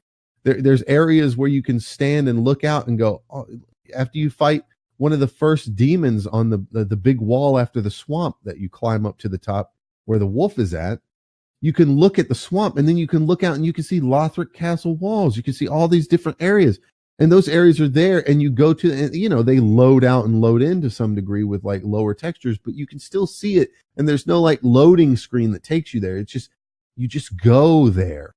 It's really like Resident Evil in the sense of like, you have to go the hard way to unlock a shortcut, and it's all like interconnected. So it's like, instead of progressing through a linear world, it's like you're unraveling this puzzle box, like the mansion, like a big version of the mansion. Right. And the enjoyment isn't, oh, I completed something difficult. It's progress. Progress is the core element to Dark Souls that is enjoyable. Progress in your character leveling up, progress in making it to that area you can see in the distance, progress in defeating a boss and getting through it after you've had to fight him a couple times. Progress. Nobody likes fighting the same boss 40 times just to beat him once. Anybody that says that's true is either a masochist or lying to you for clout. Okay? Realistically, it's fun to go in and fight a boss a couple times, maybe a dozen, and then finally win and move on to the next thing because you want to see what's next. Yeah, well, just to expound on that one little point, the problem that I have with bosses is like, it's fun to go in and learn a boss's patterns. It's fun to go in and master it and know what you need to do and when. It's not fun to know all that and still have the game fuck you over. And even doing all that still doesn't work because there's a 1% chance he'll do this fucking move you've never seen, or, he fucking runs past you and all of a sudden you're detargeted and the camera's in the wall and you fucking die. Like, that's the kind of shit that Dark Souls and Sekiro do. That's bullshit. That's not fun. That's not part of what makes Dark Souls hard, or makes it fun. Certainly, there are certainly people out there. I know you fucking idiots. There's idiots out there that are going to be like, not all. Yes, there are people out there that are fucking masochists and like to throw themselves at an optional boss in Dark Souls, like the Nameless King, over and over and over to finally beat them. And I did it, and I didn't like it. For basically nothing, because you get really nothing for defeating that. It's an optional boss, okay? You don't get to see a new area. You don't really get anything. His gear's not even that great, okay? That's it. You just get clout. Some people are petty and give a fuck about clout. Like, yeah, I fucking beat him. Some people are masochists and want to have their balls stepped on with high heels. Those two people are not the core element of Dark Souls fans. Look at any YouTuber that does Dark Souls full time. What do you get? Lore. You typically get lore, people that are delving into the lore of it, or people that are delving into builds. What type of builds can they do? Those are the two primary things you get on YouTube. Different types of builds to play the game with, and lore junkies, right? Vidya, everybody knows Vidya, whatever his fucking name is, right? That's the fucking guy that does the lore, and this guy plays a Dark Souls game, and he's not there for the difficulty. He's there for every little item description and every little, little character sitting in a corner or something that you can talk to, or maybe see what they had equipped and kind of build his own story in his mind about it and get little details. And then you have the guys that want to play the game over and over, and they're like, I did it with a big giant axe. This time I want to do it with 2 daggers. This time I want to do it with magic, and that's the core gameplay that's fun with Dark Souls. And that's what Sekiro misses. Sekiro misses that. The story is meh as fuck. Okay. Certainly you can go into this game and be interested in the lore. You can be like, man, feudal Japan, this is interesting. The idea, like, certainly it's cool. The idea that like there were actually demons and shit like that is really cool. It's the similar concept of like medieval times with possibly dragons, right? That's kind of cool. It's Japan's version of that. And it's interesting, but it's not compelling enough that it pulls you along against the gameplay. Because in Dark Souls, you have this compelling story that's interesting like Sekiro's, and you're like, what's going on here? I want to find stuff out. But then if you come across something where it's difficult, you can go, maybe I could change my build, or maybe I'll use this weapon instead. There's like multiple weapons in Dark Souls, and they all have their own like move sets and things like that. Typically there's dozens of move sets in a Dark Souls game just based off the weapon that you use. And if you're not having a good time with your long sword, you can pull out maybe a short sword, and maybe that feels better and you do better with that. So you level that weapon up. Maybe you have a couple weapons in your arsenal. And that's part of the progression. It's not just progression through the story. Right. Like my character in Dark Souls 3, like I started with a sword. I really like swords. So like that's pretty much all I use. But I wanted to get to a point where I could be prepared for every situation just with swords and a shield. So I lucked out and got the Black Knight shield. I use that with everything. I had the Dark Sword for my one-hander. And then I had the hollow thing, the one you get from, and then I had the Astora greatsword. So I had like 3 different sizes of swords, and that pretty much worked for every situation. I had something, and I didn't really need to go any farther than that. But I wanted to get to a point where I could still mid-roll and have all that stuff equipped at the same time, right? So it's like something to shoot for, and that happens really fucking slowly. But by the end, until no cloud saves, lost all my fucking progress. I was I didn't feel like powerful necessarily, but I felt skilled and prepared. And I never fucking feel that way in Sekiro. Ever. And that is what I'm getting at here. That is one of the crux issues of this game, is if you're playing through Dark Souls and you can't make it past a boss, you can switch up your strategy. You can change things. You can go farm some more souls somewhere to get stronger and maybe get some more health.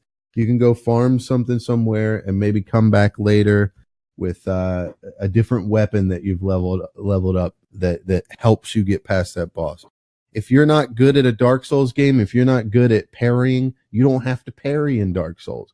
If you're not good at dodging, you don't really have to dodge in Dark Souls. You can go for a poise build that uses more of a shield, or just kind of try and power through it. These are the things you can do in Dark Souls to try and adjust the game to you. They're almost like difficulty setting. In Sekiro, that doesn't exist. There is no dodging. There is no jumping. The problem is people jump and dodge. No, there's not. As somebody that's played the game extensively, do not dodge, do not jump. The jump button is used for clearing gaps in the world or for dodging one specific attack, a sweep attack.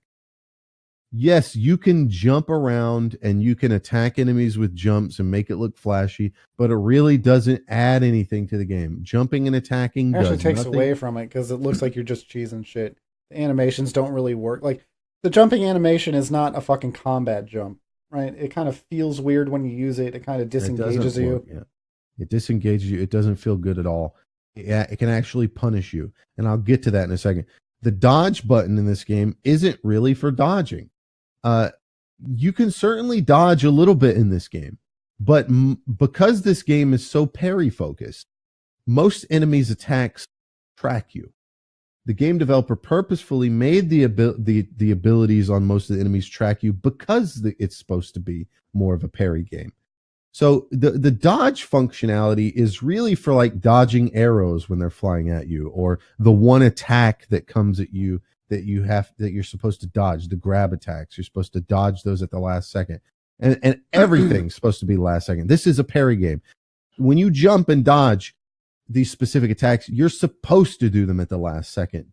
You can do them early, but you don't technically dodge them. You can still get hit by them if you go to dodge a grab and you dodge too early, they can still grab you if they track you because you dodged a little too early or a little too late. You can dodge perfectly and just you were a little bit too close to them, right? Like you were too close to their body. There's actually a mechanic. Believe it or not, there's actually a mechanic to where you have to perfectly time it and it gives you invincibility to that ability.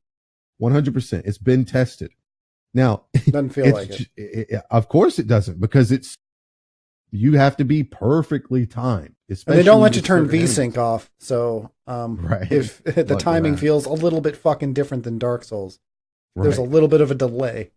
So everything in this game revolves around pairing with your sword. Just about everything. Every enemy attack. They have something called posture. Posture is a bar that you and enemies get. When your posture bar goes up, if it reaches maximum, your posture or the enemy's posture break. Now, enemies don't really do anything about this. When your posture breaks, you get stunned for a short couple seconds, maybe like a 1.5 seconds before you can do anything again. You can block or you can dodge. But enemies typically don't capitalize on this. Posture is really for breaking enemies. The whole game revolves around breaking the enemy's posture. Everybody has health bars, but you're really never going to just hit an enemy. There will be times where you'll find an enemy that's two-shottable, and you'll swing 2 hits, and then they'll be dead, and then the posture icon will pop up, and you can execute them. But if you don't do anything, they just fall over and die. You don't get anything extra for killing them with an execution other than it just looks cool and it's loud. But bosses, even if you get them to 0 health, you have to execute them. You have to break their posture. And the less health you have or the less health an enemy has, the faster the posture will break. The more damage you'll do to the posture. And bosses are focused on this. Bosses and tougher enemies have little dots above their health bar. And that's how many times you got to go through their health bar and execute them. The game is based physically on this. Now, the best way to break posture is to parry. It's the best way to break posture. Parry attacks perfectly timed. Now, you can become a god at this game. This game, you can absolutely, and this is why I say this game is good. You put enough time into this game, you will be a god at this game, and enemies will come up to you and you will parry, kill. Like even on bosses, you could absolutely play this game enough times over and learn bosses to a degree, because bosses aren't like in Dark Souls. There's no like random abilities they pull out of their ass that you've never seen. Most bosses have 2 to 3 attacks, maybe 4. And once you learn those attacks and you know exactly what to look for and it becomes muscle memory, you can actually have boss fights that make you look like a fucking golden god badass, where you're just like parry. There's an enemy that has a spear that does an attack, and they do an attack where they attack and then they poke. And every time you parry that poke, it doesn't interrupt the attack, but it fucks with their posture. And when you get that, you actually want that attack when you learn how to deal with that attack, because what it looks like is they attack and you parry, and then parry, kill. That's what it looks like. It's just like the you get this, you get abilities. I'll get to that in a minute. So you can absolutely play this game like a badass, and it's fine and dandy and woo, look at this. I'm going through this game as a badass. But every single boss you come across, you will die to. Very rarely will you get a one shot. There's a couple bosses in the game that you can definitely one shot because they have like 2 or 3 abilities to their name. Like maybe the horse boss or something, because he's not that difficult. He's one of those bosses where you might get close to a one shot and die, and then you might die. I two-shotted that boss, kind of, because I beat him. I executed him. He got his health bar. I executed him again. And the game didn't tell you that you have to do the final execute. Yeah, and then he fucking killed me. That's another problem with this game that I'll just throw out there real quick. It doesn't really teach you how to play the game very well. There are certainly little tutorial bits, but you'll be playing the game at hour 5, and then you'll go stand in a location that you just never stood in, like on top of a building or something, and suddenly a little tutorial box will pop up that the game never told you, that you figured out on your own. Well, here's a quick example, and it's something stupid, but when you pick up your first, whatever your Estus flat, your healing gourd, right? It'll say, use left and right on the D-pad to cycle through your items and use up to use your item. It's not fucking there. So I'm sitting there hitting left and right, and it's just blank. You have to go. You have to go in your inventory and set it. You have to set. And I even went. Of course, I went into my inventory, but like it kind of all looks samey. There's like 4 different screens, and like I just missed the fucking quick item section. And it's like, wow, thanks for fucking telling me that. And even as a gamer, it might have been just a fucking dumb moment for me, but like I spent a good amount of time looking around the inventory, and I just couldn't fucking see it. So like, yeah, a little bit more instruction would be nice. Another example of like hard for reasons that don't need to be. 0 reason difficulty. Absolutely. So, and I'm going to go into this a little bit. I know you said it'd be short, but it's really not. Like, there is an underlying problem with Sekiro. Is a good game, but if you're looking for Dark Souls, this ain't it.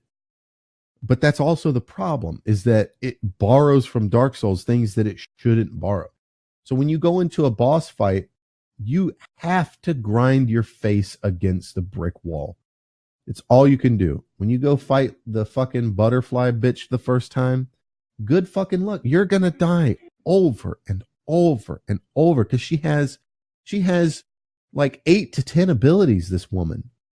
And she's all over the place. She's flying around. She's jumping around. She's all over the fucking place. She poisons you. It's fucking crazy. She has illusions, and you have to like snap these fucking peas and shit and get them to fucking the illusions to disappear. And it's gruesome.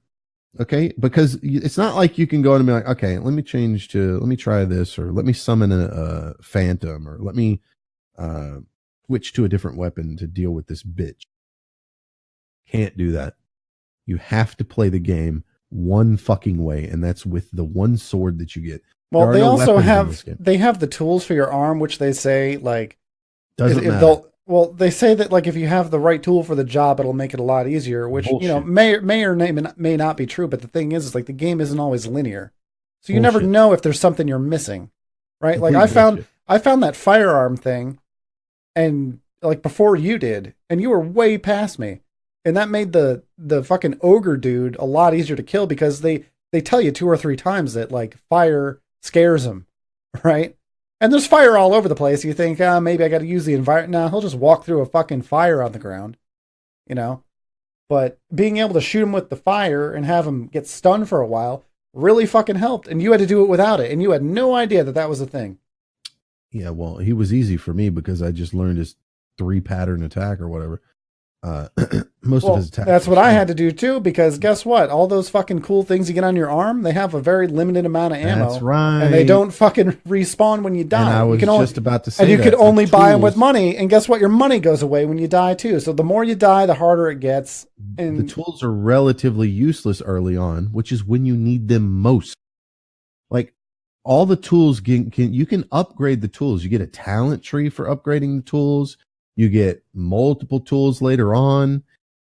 And all these tools are great in the early game. They would be great if they were strong. Like being able to deal with the shield guys. The only way to deal with the shield guys is to use the big axe. You get the axe in the same village where you first run into shield guys. Okay, you get it before you get to them. That means you got to go back and get the axe. The axe. Oh, see, so I missed the axe. In one hit. Yeah, the axe breaks the shield in one hit. Okay, one hit, shield's broken, and you can immediately kill them because it does 100% posture damage to them when you break their shield. It actually does a lot of posture damage against bosses and shit too, and heavier enemies. You can power through some enemies with it because you don't, when you're swinging it, you don't get interrupted. So you can power through some attacks and shit like that. Problem is, two things. One, swinging through isn't a good idea because you get so little fucking health in this game. It's ridiculous. It's not like Dark Souls where you can go quite a while before you have to sit at a bonfire and restore your drink. Early game, you get one drink, and then you got to get a second one. But the game is so arbitrarily difficult early on because, again, it's not about a build. It's not about armor. You know, in Dark Souls, you run up to an enemy and it's like a zombie, and you can two-shot it, and it never even swings at you. You don't get that in this game. Enemies block you constantly. Okay, every enemy is constantly blocking.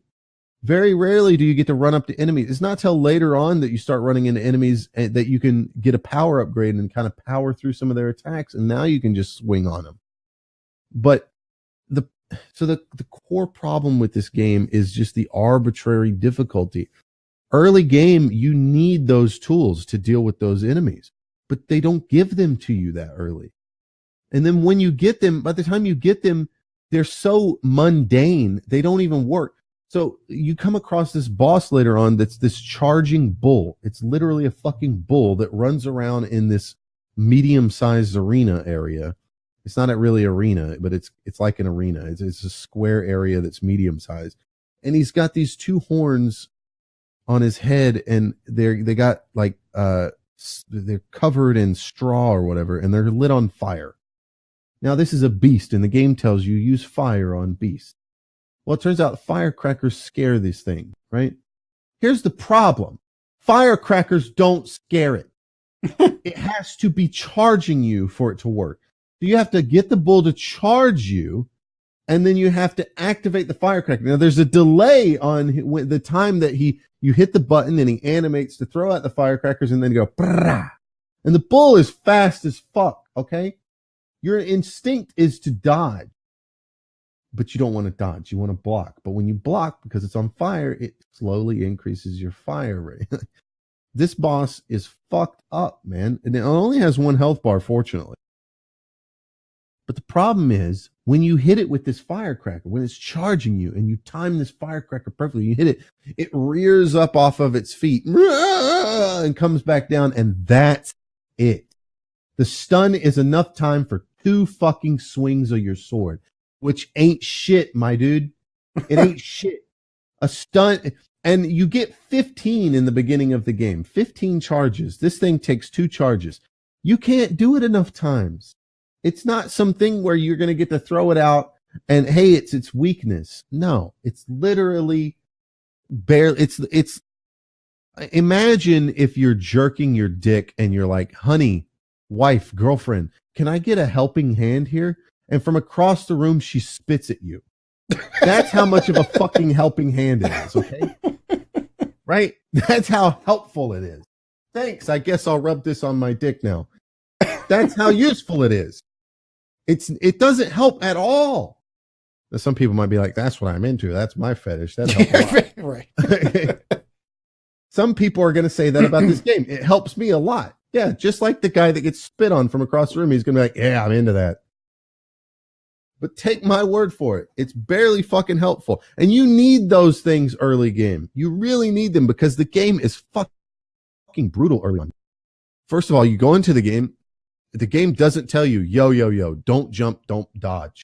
Stop doing that shit. Especially if you play Dark Souls. Dark Souls, you go in and you're like, I'm going to fucking dodge everything. Are you kidding me? I play Dark Souls. I know how to time dodges and get iframes. Well, fuck you, buddy. Because this ain't that fucking game. The game should just tell you, yo, don't use this shit. Block, motherfucker, block. Because there's no penalty to blocking. In fact, the game rewards you for holding the block button down all the time. Because when you hold the block button, your posture decreases faster. Your posture bar. So when your posture bar is high because you've been blocking a bunch of hits, how do you lower it? You don't, it's not like Dark Souls where you let go of the fucking block button and your stamina goes up faster. It's the opposite. Hold the button down. It's like the game developer said, fuck these people that play Dark Souls. Fuck them in the ass. That's what we want to do. Yeah, I'm still convinced that the developer fucking just hates its audience. Like, legitimately has contempt for its fucking audience. And it's just trying to do everything it can to piss them off and frustrate them, and they get off on it. And people just eat it up, and they're just sitting there like, I can't believe these guys haven't fucking figured it out yet, that we fucking hate them. Now, that's what it seems like. To wrap this over and finish this off, like I said, this game is good. It's good in the sense that it's a decent game. It's not amazing. It's not game of the year. It's not the next Dark Souls. It's not even Bloodborne level. Okay. Bloodborne was like Dark Souls in that you could level up weapons and shit. This game doesn't have that. So here's the ultimate crux of this problem is I've already talked about how it's difficult for no reason. It borrows the wrong things from Dark Souls and not the right things. But here's the solution. Okay. The problem with this game is that it's trying to be something, but not enough of something. So what they did, so if you don't know, From Software made a game a long time ago called Tenchu, Stealth Assassins. It was like one of the first fucking stealth games. I mean, I know Metal Gear was technically one of the first stealth action games. It was like the same time as Metal Gear. Right. PS1 era. Tenchu was this game where you played as this character named Rikimaru, okay? Or I think it was Ayame was the girl's name or something like that. And, you know, we're talking, think PlayStation 1 graphics. That's what I want you to think of. Think of that classic PlayStation 1 style graphics. So it was a third person over the shoulder type game. And it was an action game where you'd be put on a map and your goal is to assassinate a target. That's your goal. Assassinate this target. And in between you and the target would be all of these guards or something like that. And they'd be patrolling around. Classic stealth action. And they introduced concepts like you could crouch and stealth around. You could be up on top of buildings, and enemies typically didn't look up unless you were already... you can hide underwater and breathe with a reed. Right. You had like a reed where you'd hide underwater. Exactly. You could press up against a wall and all that stuff. They didn't have like executing around corners, but the pressing up against the wall was to see through rooms and shit without exposing yourself and all this shit. And before you went into the game, before you went into the map, you'd be given the option to take items with you. You'd have an item list of things you've collected or purchased or whatever, and you could take them with you. This ranged from things like rice balls. You throw a rice ball on the ground and get a guard to walk over and eat it, and you could bypass them. Later on, you could get poison rice balls that would kill the enemy. But of course, this would cause caution effects and things like that because now, you know, now this guy, what is this guy doing? Why is this guy dying of poison for no fucking reason? You get blow darts, you get shurikens, all these different tools that could help you handle these problems. And then they came out with the second game that came up that kind of, in my opinion, was the best of the series. It you know, expanded on the first game and made it better. It looked better. It played better. It could have been an expansion, right? No, this was a legit sequel. It looked way better. It had similar systems to the last one, but it added a ton of different systems, giant major systems, and it added a third playable character. I don't remember what his name was. Tetsu something or something like that. Whatever. And the story was good. The story was actually good now. Like there was betrayal and all this interesting shit. And the cool thing about these games is they focused on the stealth aspect to the degree that if you got caught versus one enemy, you could take that enemy on. There was certainly melee combat. And the second game expanded on this to a degree that you had dodging a bit. Now you could like dodge an attack and then follow up with a counter, you know. Sorry. So the game got, but you couldn't take on multiple enemies. Multiple enemies would still fuck you.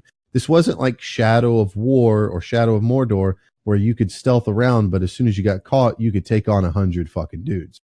This is a stealth game. If you get caught by one or two guards, you might be able to handle them if you use like a tool to handle one guard and then you fight the other one. But ultimately, the game was about stealth. If you got caught by multiple enemies, typically you were dead. That's what Sekiro needs to be. It needs to focus. It needs to do one of three things. Either focus on the stealth aspect of the game and head in more of that direction and move further away from Dark Souls and move more towards Tenchu, and be its own thing. Or it needed to go further towards Dark Souls and move further away from the stealth and more towards the combat. There needs to be counter abilities. There needs to be way more attacks. Like right now, the way the game works is you get one attack pattern. You attack. That's it. It's 1, 2, 3, 1, 2, 3. That's it. There's nothing else. And then you can unlock attacks similar to games like Devil May Cry, but you can only slot one of these attacks at a time. You don't get to like unlock a bunch of different attacks and memorize them, and now you have this fucking arsenal of combat abilities you can use. You only get to slot it into a single slot, and that's it. There's a second slot that opens up later in the game, but that's for like special shit. That's irrelevant. Early game, I'm talking about early to mid game because that's where this shit matters. Because the first time playing through is what matters the most in this game. The second time you play through, it doesn't fucking matter because you know everything. You've nearly perfected everything. It's not a fucking problem anymore. The first time you play this game is the most important, and especially early game, because they're throwing you against really difficult samurai enemies right away. And I'm not talking about the regular guys. I'm talking about the guys with like 2 fucking nodules above their fucking health bars. These guys are fucking tough. And you have to kill them. You don't have to kill them, but if you don't, you're not going to get stronger. And they needed to go closer towards that. They needed to go more towards the melee combat, because it feels like this game sets in between. Like they want it to be in between stealthing or melee combat, but then you're forced into melee combat most of the time. So there's not enough stealth emphasis. But then at the same time, there's not enough combat emphasis. So they either needed to lean further towards either one, or they needed to just go extreme in both directions. They need to do both of what I said. Go extreme in combat and extreme in stealth and have it be completely optional. But they don't do that. That's the problem. And they're too afraid to move away from Dark Souls. The game plays similar to Dark Souls, even its control scheme, which isn't bad. The Dark Souls control scheme is pretty decent when it works.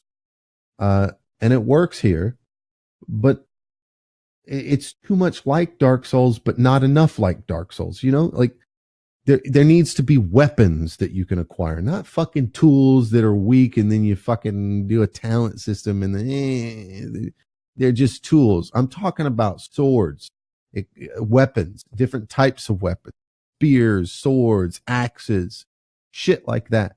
Bows, arrows. Like, why do you not have a bow in this? Why do you have a shuriken? Enemies fucking do. Yeah, the shuriken is fucking useless. That's the first thing you get. The only thing that shurikens are good for are killing dogs in one hit and interrupting enemy attacks. So if an enemy is doing one of those red attacks that you can't dodge, if you throw a shuriken, it interrupts it. That's it. That's all it's good for. And they tell you stupid shit in this game, like the shuriken will build up posture when you hit an enemy with it. What?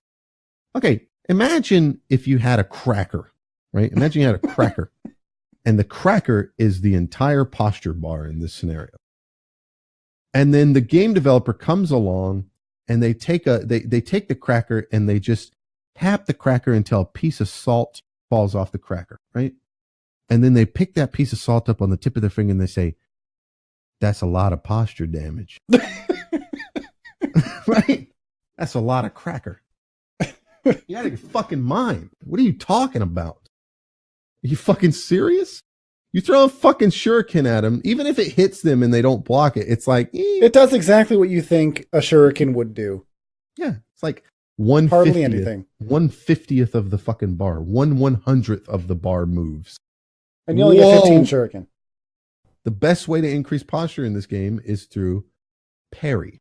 That's it. Attacking, the only thing attacking does is if they block it, it does a slight amount, just like the shuriken, a slight amount of posture damage if they block the attack.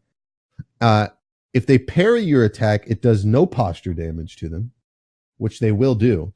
And if you do damage to them, which you're likely to get maybe 1, maybe 2 hits, depending on the enemy in before they start blocking, the only thing that does is lower their health a little bit. And the lower their health is, the more their posture damage goes up when you do damage to their posture. But overall, the best thing you can do in this game, the best thing you can do is parry every fucking attack perfectly.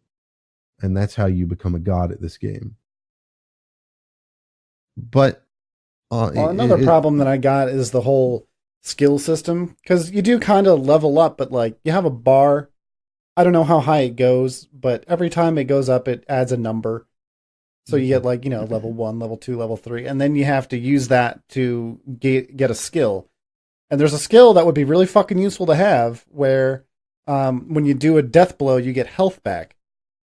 And the problem is every time you die, your shit goes back to 0. So the only way to level up is to kill a lot of shit without dying.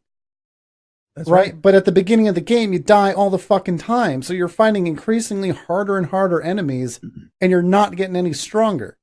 This game is actually more difficult than Dark Souls, believe it or not, because of something like that. Now, I will say that death doesn't really matter too much because gold and it's Sonic the Hedgehog gold.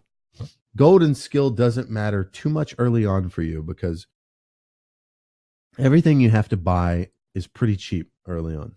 It's not until you start getting past the first 2 bosses that you start running into merchants that sell things for like 1,000 gold and you're like, I need that. That's another charge of my fucking healing flask that I can have. I need to buy that. Or this guy's selling a prayer bead. I need that so I can combine it with these other 3 and increase my health. Early game, it doesn't matter. They're like, buy some of these fucking things that let you throw shurikens, which those are fucking useless. Don't even use them. Don't even use your tools early game. Don't even use them. The best thing you can do in this game is learn to parry. Learn to fucking parry. And, again, if they would have just went a little closer to Dark Souls, if there would have been a mechanic in this game where when you die, you can retrieve your gold and your skill, it would have been fine. But it's arbitrary for no fucking reason. For no reason. There's nothing like that. Well, here's the thing that really that it might be a little too easy to get back to it because you can just avoid pretty much every enemy. Pretty easy to avoid enemies in this game. Well, yeah, that's what I wanted to talk about. Is because like the part that really made me want to turn the game off and come back at a later date maybe is it's towards the beginning of the game. You go into the past, and it's like a diverging path. You're not really sure if you're supposed to be there. It feels like it's way too difficult for you. There's no direction. But you press on. You think it's maybe a side mission. Apparently, it's like a whole other world to explore. But I wouldn't have known that if you didn't tell me. So. Yeah, Dark Souls does this where there's multiple paths, but usually you know where you're going. Like, oh yeah, this is obvious. I'm going to this area over here, and there's a boss at it. This game tries to do the same thing, but because you don't know what's coming, you go through this whole area, and there's a lot of enemies. There's a lot of enemies. So you get to this one part, you finally come up across this. It's a fog wall. And right before the fog wall, there's the little mini boss guy, and he will fuck you up. He will completely fuck you up. And when you die, you lose all your shit, and you go all the way back. Well, all your shit plus half your money. It's always half. No, it's always half. You use half of your skill points. You lose half of your money. Well, it doesn't matter because you're going to lose half, and then lose half, and then lose half, and then lose half. Yeah, it's always 50% of 50% of 50%. Now, it could take upwards of an hour just to get there if you kill all the enemies. Because that's how far away the bonfire is, or whatever the fuck they call it in this game. So after the second time, you realize that all you want to do is get to that boss, and you could skip everything. Yeah. You just fucking run by everything. So that whole part of the game devolves into, I don't want to do this whole hour-long session again just to get to that boss. But what ends up happening is you go and you fucking run to the boss. You're trailing all these enemies behind you. You hook up onto this building and you hide there until everyone resets. And then you have to, since the stealth isn't that good, you kill all these guys around the boss one at a time. You know, you kill one, they all get alerted. You hide, they all reset. You kill one, they all get alerted. You hide, they reset. Even that gets really fucking frustrating until it's just the boss, and then you can fight the boss who will inevitably fuck you up. He's a lot easier once you get a certain ability. But again, like, if you do this before you take the other diverging path, you might never know. Or if you don't take that ability, you might never know. So it's kind of fucked up that they make you like repeat all this shit, but it's not like Dark Souls where you get souls and you power up from killing enemies. There's no fucking point. Yeah. When you have to do a boss run in Dark Souls, you are rewarded for patience. Dark Souls is a game where you are rewarded for patience. This is why most people fail at Dark Souls. They're like, fuck, I want to get back to my souls quickly, or I want to get back to that boss, or this is boring. I just died for the 16th time and I don't want to go through these same enemies. And they're usually pretty generous about where they put the bonfires to where, you know, there's only a handful of enemies. Sometimes the bonfire's right outside the fog wall. There's no point in killing the enemies. Once you go through the enemies the first time and pick up the items on the ground, there's no point in killing the enemies unless you're looking to farm. And when you look in the farm, you want to go to a specific area and activate items that let you acquire like 1,000 gold in one fucking run. And you know, they could have, even if they're sitting around, I know people are going to be like, yeah, but they didn't put souls on the ground because it's what you just said. It's too easy to get back to them. There's no challenge. Yeah, Bloodborne did it right the first already.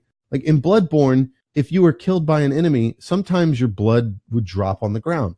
But sometimes an enemy would have it inside of them. You'd have to kill that enemy that might have killed you. They could have done that here easily. Hey, your souls go into this fucking enemy or whatever, your skill or whatever goes into this. Or, you know, they could have just had no fucking punishment for death other than I got to start over again. That's a good enough punishment. Okay? Japanese people, choose it's like you were saying before. It's like they punish you like way early on in the game. Way early. Which makes it really hard to progress when you need it the most. When you should be, like, usually most games, you get all the necessary shit, like 1, 2, 3 at the beginning, right? And then it's diminishing returns. This is like the opposite of that. You get almost nothing at the beginning of the game when you absolutely need it and you're still learning how to do shit. And Dark Souls, they help you with this early on by making it to where most of the shit to level up costs barely any souls. You can just go right outside somewhere and farm a little bit and boom, you got levels. And they also give you little things that contain souls. You get treasures that you can pop and they have souls in them. In this game, there's nothing like that. You get little coin purses, but coins are just for buying shit from merchants. It doesn't really help you that much. I mean, it's really coins. It's funny because if you look at the player base for Sekiro, and anybody will tell you the best thing to do with your money is to buy coin purses, even at a loss. Because if you have 150 gold and there's a coin purse that a merchant is selling that gives you, and the coin purse is worth 100, but it costs 150. If you buy that coin purse and you die, the coin purse stays. It's basically a banking system. It's basically what that's become. Yeah, it's kind of a lot of missed opportunities. It's kind of like they took all the stuff that frustrated people, and they know that it frustrates people, and they just went hog wild with that. It's sad because I was, and I get why people want an easy mode. Game good.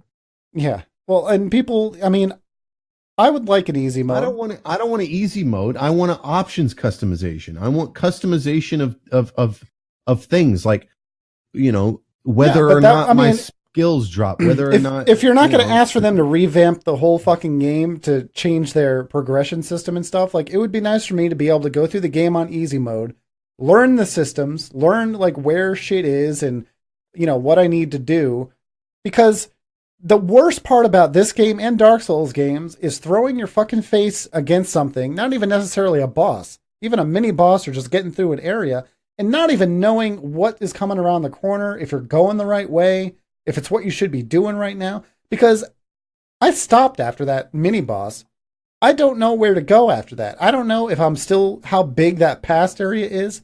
I don't know if I'm supposed to be there yet. I don't know if I'm supposed to be in the present doing that first to get an item. I'm just blindly fucking wandering through the world. And there's no, which is fine in a game like this. Yeah, well, and that's, I mean, wandering through the world and exploring is fine when you're free to do so, but you're constantly running up against walls. Yeah. Which would be bad enough if you didn't have to do it over and over and over again. That's the problem. You play a game like Bloodborne, you come out of the first room, it's very linear. You go up a path, you do some shit, you come to an area, and now it starts to kind of split off a little bit. You can go down into the sewer area or off to the side, or you can go up on top of the bridge. You go up on top of the bridge, you get a boss fight. Maybe you succeed, maybe you don't succeed. If you don't succeed, you can always go down under the bridge and do some shit. In this game, it's not like you come to a bridge and there's a boss, and then after the boss, there's nothing beyond the bridge. It's just the boss. In this game, it's, hey, this guy's blocking your fucking path. If you don't beat him, you can't go. Now, I know that exists for some places, like in Dark Souls 3, there's the Borealis or whatever, the fucking Boreal of the Vort of the Boreal Valley or whatever. But he's easy. He's not difficult. Like, you can clearly look at Dark Souls and see how the game developers understand. They didn't just randomly roll dice and go, this boss goes here. They put bosses in certain areas based off their difficulty for a reason. Most of the most difficult bosses are optional. You look at the lessons they've learned over the years from something like, fucking Dark Souls 1, some of the bosses that they would put in your way that were really fucking difficult. But then you look at Dark Souls 3 and they learn their lesson from that. They don't really put a lot of difficult bosses in your way. There are milestone bosses like the Dancer or stuff like that. But again, you can just change your strategy for that. In this game, you can't do that. You get fucked up by, they're not even bosses. Okay, so in Dark Souls, you get onto the high wall of Lothric, and you're running around and you're fighting normal enemies, and you come across a dude with a spear and a shield. And he's tough. He's fucking tough, right?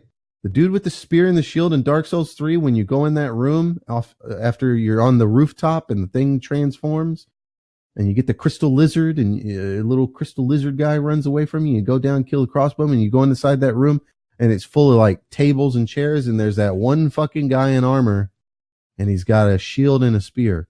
Or after the dragon breathes fire on you and you run past him, there's the guy with the sword, the two-handed sword, and sometimes he does it one-handed and he's got a shield, right? Those guys are tough. They're really tough. Even for somebody like me that's played Dark Souls over and over, sometimes I get got by them. But you know what's crazy is you can just fucking skip them. You can skip them. You don't have to kill them. In this fucking game, you have to kill the equivalent of those guys every time because they don't respawn, first of all. They don't respawn. So they're similar to like the red eye. They're actually more similar to the red-eyed guy that's off to the side. When you're going to Vort and you go to see the old lady in the chapel where you fight the Dancer. If you go off to the left, there's the guy that's just looking at the wall. Completely optional. He's just like the other guys in armor, but he's got red eyes, right? He's fucking crazy. He's more difficult. He's got more health. That guy is completely fucking optional. He doesn't even give you anything for killing him. I mean, he may have a chance to drop something, but and when you kill him, he doesn't respawn, right? Like that's what these samurai guys are. And they literally throw these guys at you fucking almost immediately. You go through like a dozen or so guys and boom, you got to fight one of these guys. And they have 2 fucking health bars. You got to kill them twice. You got to execute them twice. Yeah, and that felt really fucked up the first time. Yeah, because I didn't know the first time you could sneak up on him. I'm like, oh shit, I can stealth kill this guy. So you sneak up on him, you take your giant fucking samurai sword, your katana, and you stab him in the throat, and his fucking blood spurts out, and you're like, yes! And then what happens? He stands up. He stands up because he's got one more health bar. Yeah, and you gotta fight him again. It's like, what the fuck? So you can make it easier by stealthing him, or you can fight both of his health bars. He's he's more difficult than those guys on the Lothric wall there right before or not the Lothric way wall, more. He's way more difficult than them, because in Dark Souls, enemies have stamina. In this game, enemies don't have stamina, just like you don't have stamina. There's no stamina in this game. Okay, so they attack and they're relentless and they attack, and you there's no thing where it's like, okay, I see an opening in this guy's attack.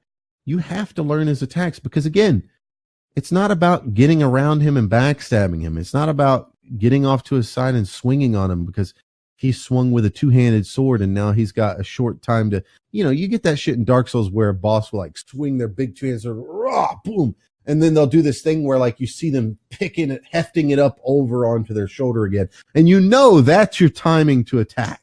You know that. In this game, that doesn't exist. Even guys with big swords, they don't do that.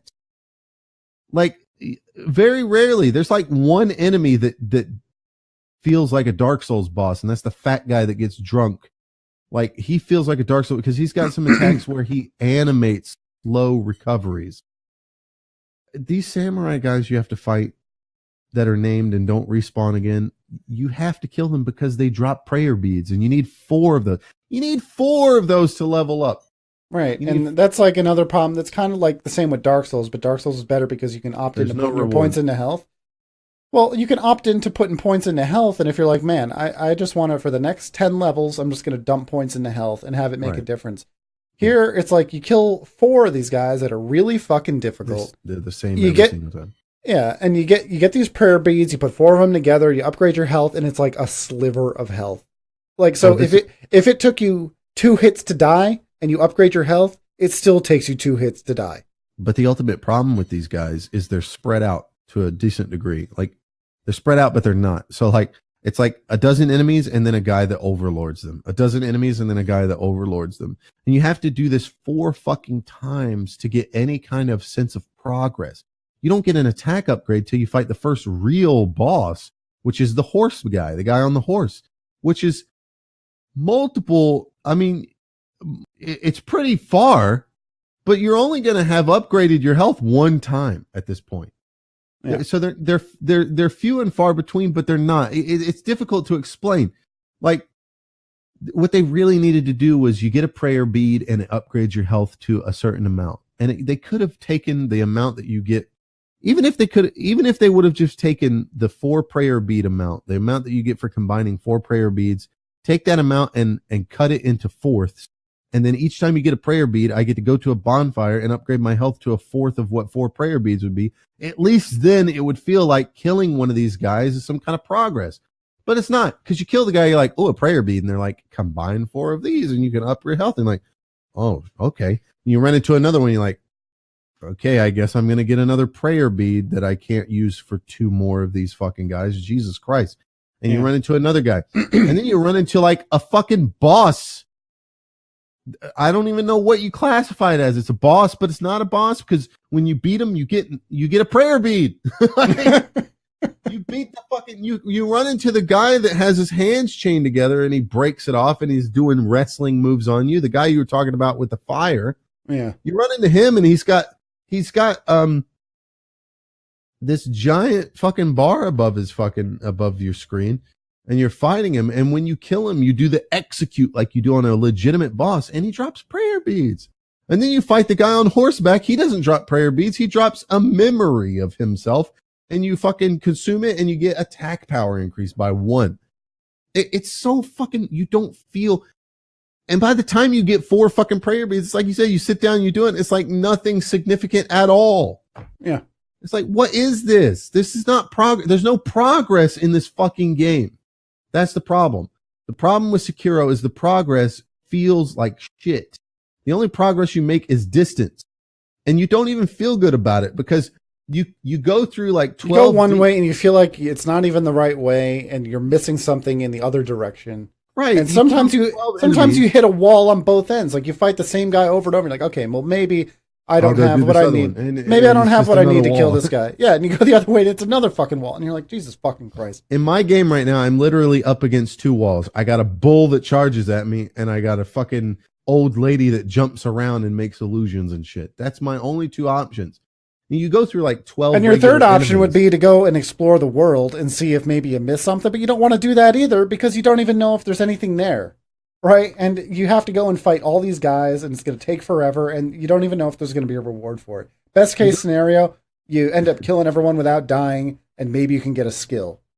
For me, ultimately, this game is fun, but it feels like shit to a degree because you go through 12 enemies and you just destroy them because you get to a point where you're good enough to just destroy common enemies. They come up to you, it's nothing. Sometimes you don't even fucking parry. You just bam, bam, execute. Bam, bam, execute. Like they're fucking nothing. Like they're paper. You go through them. Then you get to this fucking samurai guy with 2 little health nodules, and he just rapes you in front of everyone. And you're just sitting there with your pants around your ankles feeling embarrassed. And now you're just, if it's for nothing, you don't feel any progress because as soon as you kill that guy, you kill 12 enemies and you bump up against this guy and you have a hard time with him and you kill him. And then you can now go to the next area where it's 12 guys and then a dude that's going to rape you. That's all it is. It's not like Dark Souls at all where it's like, what is this interesting area with new enemies? There's not even new enemies. That's another problem. The enemies are so, like, I know for a fact that enemies do change to area to some degree, right? Because I get that. I know that. But they're all people. They're all people. Like, yeah, you get the random area where it's like, here's some You have to fight dogs. giant black cocks.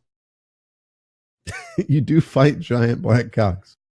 And that's where I'll leave the game. I'm surprised they don't slap you across the face as one of their attacks, just as a little, thing from giant the game developer. Cocks. They're so arbitrary too. It's like they wanted to put other enemies in the game, but you don't even know they're an enemy. The first time I saw one, I was like, "What the fuck is this? Black cock? Do I talk to this thing? Like, what is this?"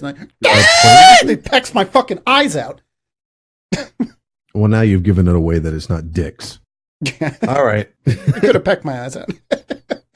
Is it worth the price? Yeah, sure. It's a fun game. If you like difficult games, go at it. If you're one of these fucking mouth-breathing idiots that think that difficulty is the fun part of Dark Souls and that the challenge is what's fun, well, before you kill yourself, play the game, I guess. 100% though, if you're a Dark Souls fan, you might not like this game. Well, the last thing I'll say about it is like, it can be fun at times, but I enjoy it. Hitting the walls is really frustrating. I'd say like it feels like you're having fun for a while, but once you hit that wall, you kind of lose all motivation. And the thing is like the combat in Dark Souls 3, especially like I can only speak for like the 3 swords I mentioned before, but it flows very well, right? Like you dodge, you get your iframes, the animations are good, you swing your sword, you learn the timing, and it's not a button masher. This feels a little bit more button mashy, and just because of the way that you fight, like you said, they're parrying, you're parrying, there's no dodging. It feels very like swing, clang, swing, clang, swing, clang. There's not like any smooth motions with your sword. You can get 2 attacks in before the enemy attacks you. Yeah. You have to block every 2 attacks at most. It doesn't feel like you're getting into a flow, that you're learning patterns. It feels very like, I don't know how to describe it. Really, it's difficult. It's like you fight a boss in Dark Souls 3, and if you've played against him a bunch of times, it's a lot of like, when to swing, when he's going to attack, you dodge out of the way, you attack once, you block, and dude, dodge, you parry in Dark Souls. You parry in Dark Souls is like bam, it's a fucking amazing moment, and then you fucking murder the enemy. In this game, you parry. And if they're fucking posture meters, some enemies you can parry once or twice and immediately murder and it feels good. A lot of enemies you run into, you have to parry and parry and parry and parry and parry. You have to perfectly parry 4 to 5 times in a row before you can get that. It's fucking ludicrous. This game is difficult just for the sake of being difficult, and it doesn't feel good. It's right. What was the name of that fucking what was that Souls-like European game? It was made by a bunch of Europeans. No, it was something else. Oh God, what was? Fuck. It'll come up here. Hold on. Oh my God, are you people really showing me? People who search for Dark Souls. It was made by some, I think it was called, was it Ashen? No, that's not it. That's upcoming. What was it called? It was like some European, Lords of the Fallen. That's the one.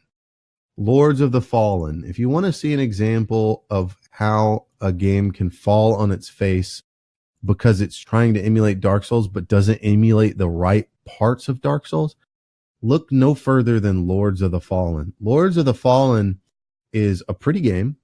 It plays similar to Dark Souls, but it's difficult for the sake of being difficult.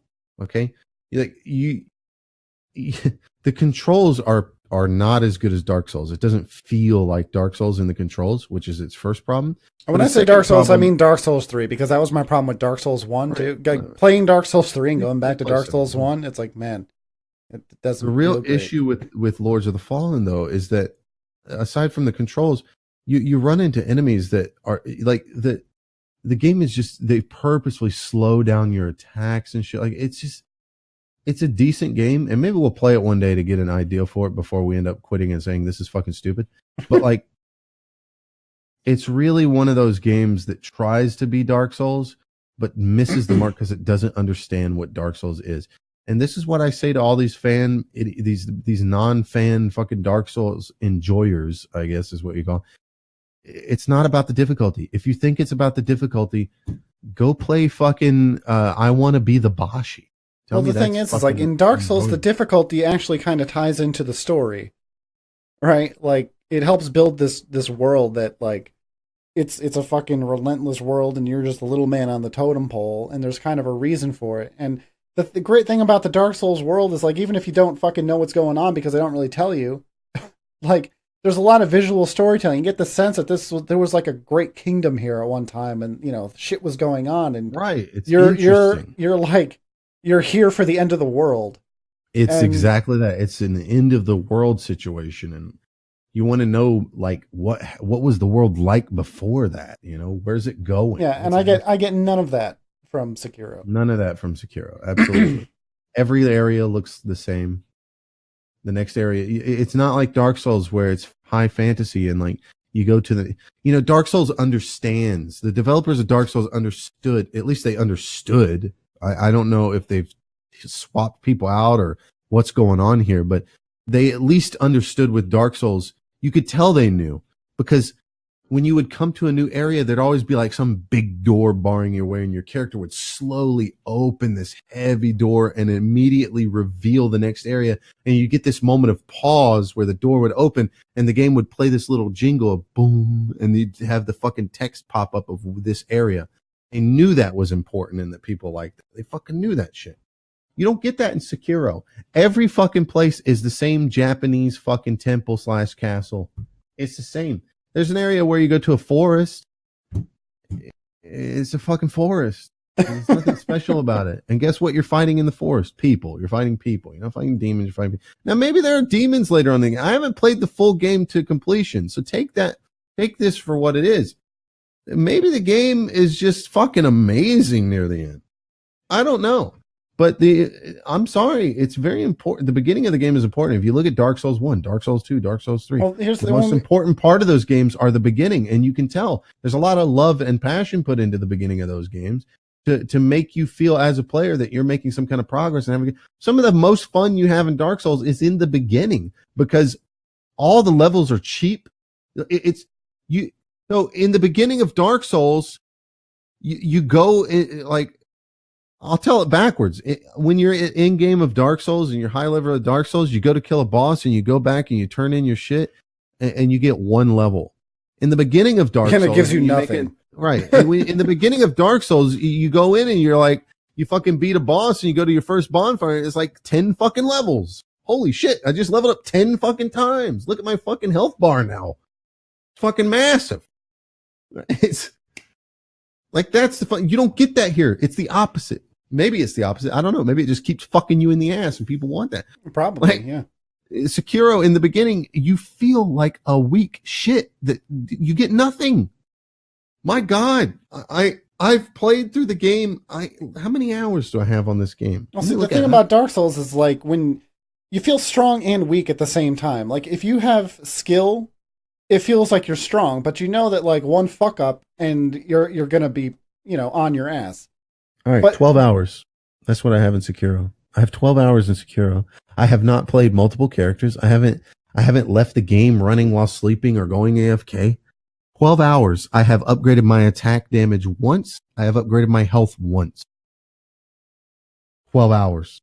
Artificial. And I haven't been dying over and over to the same enemy until I haven't started doing that until recently in the last 2 hours that I played trying to fucking beat the Madam Butterfly or whatever. Every enemy I fought, every boss I fought have only taken me like maybe, 3 to 4, maybe 5 tries. But the difficulty is in just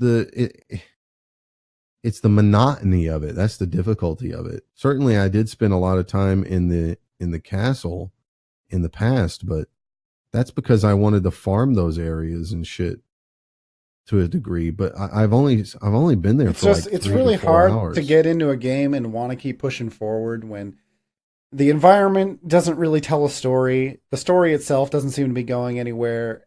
It doesn't seem like going any further is going to progress you quickly enough. They don't give you enough they don't give you enough strings to pull at the beginning of the game. It's just blind wandering. I think a good analogy would be, imagine that you're with your friends and you're climbing a muddy wall, right? And you're climbing up this muddy wall and you're fucking nailing it. You're rolling 20s, man. And the dungeon master's like, you fall down. This actually happened. What? Yeah, you roll a natural crit, you fall down. What? What are you talking about? You can't do that. Yeah, no, not just that. It's like you roll a 20. Okay, roll another one. 19. Okay, you fall. You take 10 points of damage, and all the people who were standing beneath you also take 10 points of damage. Also, all the monsters over here now alerted. Yeah, and what did we do? All right, well, I guess we leave now. I guess we leave. That's exactly it. I guess I'm not fucking doing this shit anymore. This isn't an analogy. This happened when we tried to play D&D one time. Sekiro is the fucking muddy wall. You're just going to keep trying to get to the top, and it's just going to keep knocking. And, some people are going to make it, and some people are going to make it because they want to see the end, or some people are going to make it because they're masochists, or some people are going to make it because they're like me, and they're just like, fuck it, I'll do it eventually. But most people are going to play this game and go, this is not fun. Every time, it's the equivalent of like every time you do something successful or every time you make any progress, like you have a nun standing over you with a fucking whipping stick. And every time, and she just slaps your fucking hand every time you do something you're supposed to do. Every fucking time. And you just go nowhere. See, Dark Souls is like, there's enough time where you feel like you can make it through. It's never easy. I don't want to make it sound like it's easy sometimes. It's hardly ever easy. But you hit that wall and it's never difficult just to be difficult. And Sekiro, I had a point here and I just kind of forgot. Fuck it. Sekiro, don't buy it. It just fucking frustrates me. It's a decent game. I'd say play it if you're into Dark Souls, you might not like it. That's just it's well made in the sense that like it's a Japanese game. It's well made. It looks good. It runs good. There's no fucking bugs. But all the things that are wrong with it are intentionally wrong with it. It was a conscious decision to do some of the shit that is wrong with it. It's not incompetence. And that's why I hope that From Software stays away from Dark Souls further forward. I don't want another Dark Souls game. I want to see what they can do with like a more traditional game. Move away from Dark Souls. Get away from it completely. Do something else. Go back to Tenchu. I don't give a fuck. Go back to fucking Tenchu. But move away from Dark Souls because at this point, after Sekiro, what I do know 100% is that the game developers don't understand what makes Dark Souls good.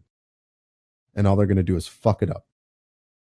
I don't want another Bloodborne. Sorry. Bloodborne's cool, but after Sekiro, I don't want another Bloodborne. I thought Sekiro was going to be amazing. Like, oh my God, another spinoff. They fucking nailed Bloodborne. It was great. All they did was show us that they don't know what the fuck people actually enjoy about Dark Souls. They listen to this stupid they listen to the people that don't play Dark Souls. Okay. I don't know how to explain to people. It's like, Go on fucking Twitter and look at all the fucking people that join in on hashtags. They're not a part of it. How many fucking people do you think are really fans of fucking Star Wars that are a part of that fucking hashtag right now? Yeah, fucking, it's like, you know, here's the best fucking thing I could say about this. You know how in video gaming 10 years ago, people were like putting out fucking, blog posts and shit like that, where it was like, what if Zelda were a girl? Remember that shit? You remember Zelda that is shit? a girl. You remember that shit? Okay. You remember that shit where all these fucking idiots were just coming into gaming for the first time and they're like, what if Zelda were a girl? Because they don't fucking know. Okay. They don't play Legend of Zelda. They don't know who the fuck Link is. They don't know who Zelda is. They just see the cover and they're like, that must be Zelda. It's the Legend of Zelda. Do you like Aerosmith? Yeah, I love him. Right. Yeah, I love him. I love that guy. ZZ Top. Yeah, I love him. Jethro Tull. Yeah, I love him. It's like, my God. That's the same thing with Dark Souls people. People that play there are a lot of people that have maybe looked at Dark Souls or dabbled in Dark Souls slightly and failed, but they want clout.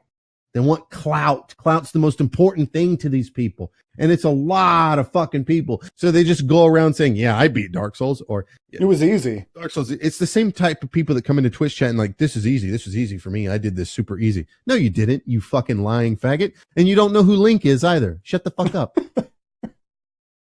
It's the same thing. And then the developers read this because that's the most popular shit, right? It's the loudest fucking idiots on the planet and on the internet. And they're just over here going, difficult.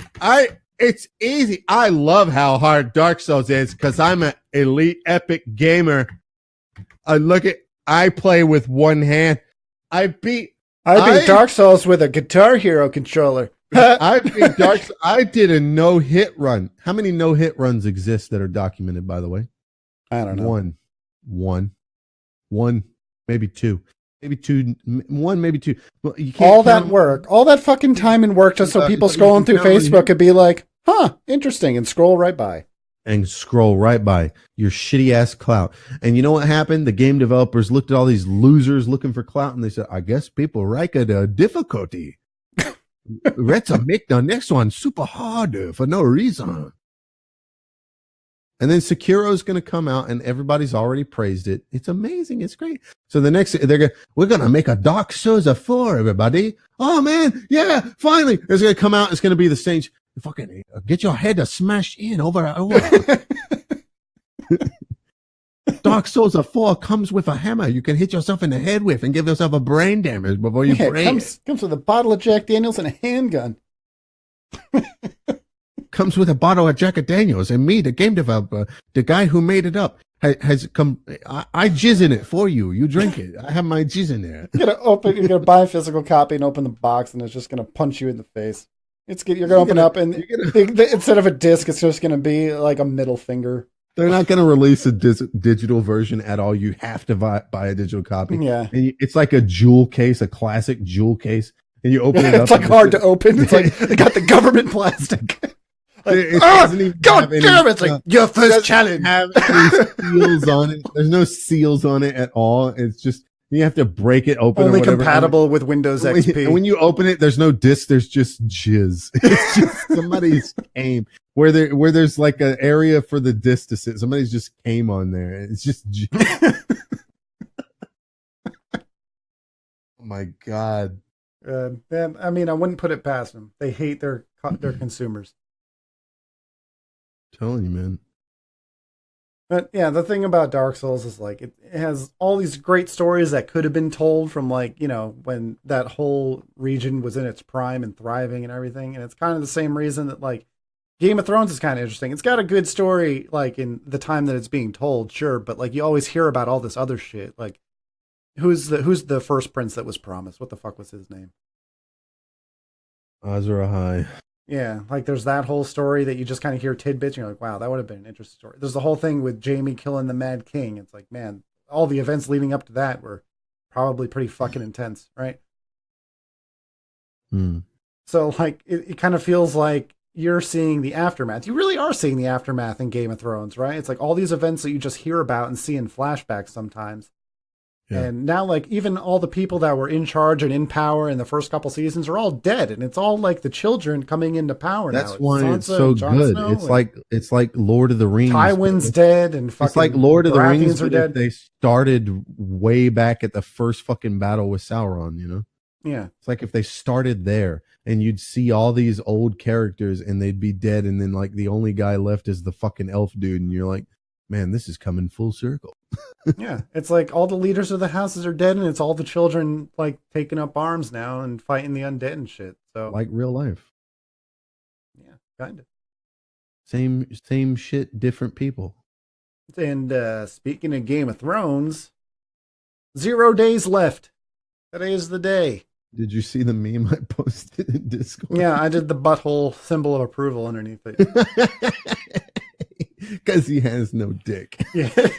0 days. That's a good one. Yes, 0 days left. So I know we talked a bunch of theories yesterday, but no one was around to hear it. So yeah, go ahead and give yours. Let's hear what you got. I don't know what I actually think is going to happen. I'm just make a decision right now. Make a decision right now. Right now, you have to make a decision. If you have to make a decision, gun to my head, gun to your head. Just the key. I mean, you can answer whatever you want, but key things about characters you care about, where you think they're going to end up. You don't have to do characters you don't care about. And B, who sits on the throne at the end. And C, what happens with like the White Walker thing. Well, first of all, let me preface all this by saying I'm glad that it's in a place where like anything could happen, even given like absolutely all the prophecy and everything and all the kind of like, hey, it would make sense if all this happened. Idiots in a couple months. Yeah, but the thing is, like, what was that example that you gave? We were talking about that, like, would have been a poetic ending. Oh, the Cersei and Jaime thing. Like, it would be kind of poetic that Jaime kills Cersei and everything, and like it would be. And from a writing standpoint, it makes sense. Like, you know, he's kind of realizes she's fucking crazy, and he's in this place where he loves her, but he realizes she has to die. And with the Mad King, it wasn't really. He didn't love the Mad King, so it was easy for him. Now it's difficult. Yeah, and like it would make sense, but because it's Game of Thrones, hold on. But because it's Game of Thrones, like it could be in a place where it's about to happen, and then the tables turn, and the mountain comes out of nowhere and just crushes Jaime. So just on the Jaime theory, by the way, the reason why that's poetic is because originally he kills the Mad King and everybody calls him Kingslayer, which is like a derogatory title. And then he has that moment. He has that moment in front of Branna. Like everybody hates Jaime up until the moment where he's in the tub with Branna and he gives his reasoning for it. And pretty much everybody I know immediately flips with Jaime right there and is like, man, Jaime's actually kind of a good guy. He's like, yeah, I killed the fucking king. But he's going to burn everybody. I wanted to save people's lives, right? That's his reasoning. So if it does come full circle and now he's got the woman he loves, who he thinks is pregnant with his child, like now he has to make a decision. Is he really the noble knight that he claimed to be that wants to save everybody? Or is he really just selfish and was doing it for his father all along and isn't going to do it?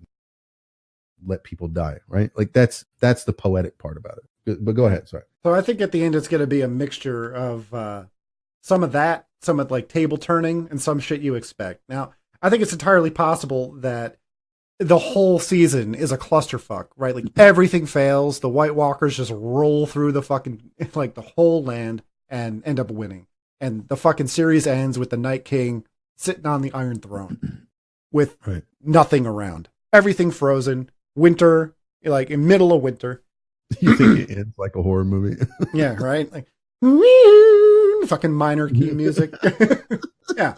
I think it's entirely possible. And I think it's entirely possible too that you get the happy ending because, you know, there's so many fans, everyone loves a happy ending, and they can always do the shitty ending or the true ending in the books when George Martin, you know, finally does that. So this, you know, they want to sell the spin-off that they're making, so maybe they got to, there's so many ways it could go. But what do I actually think will happen?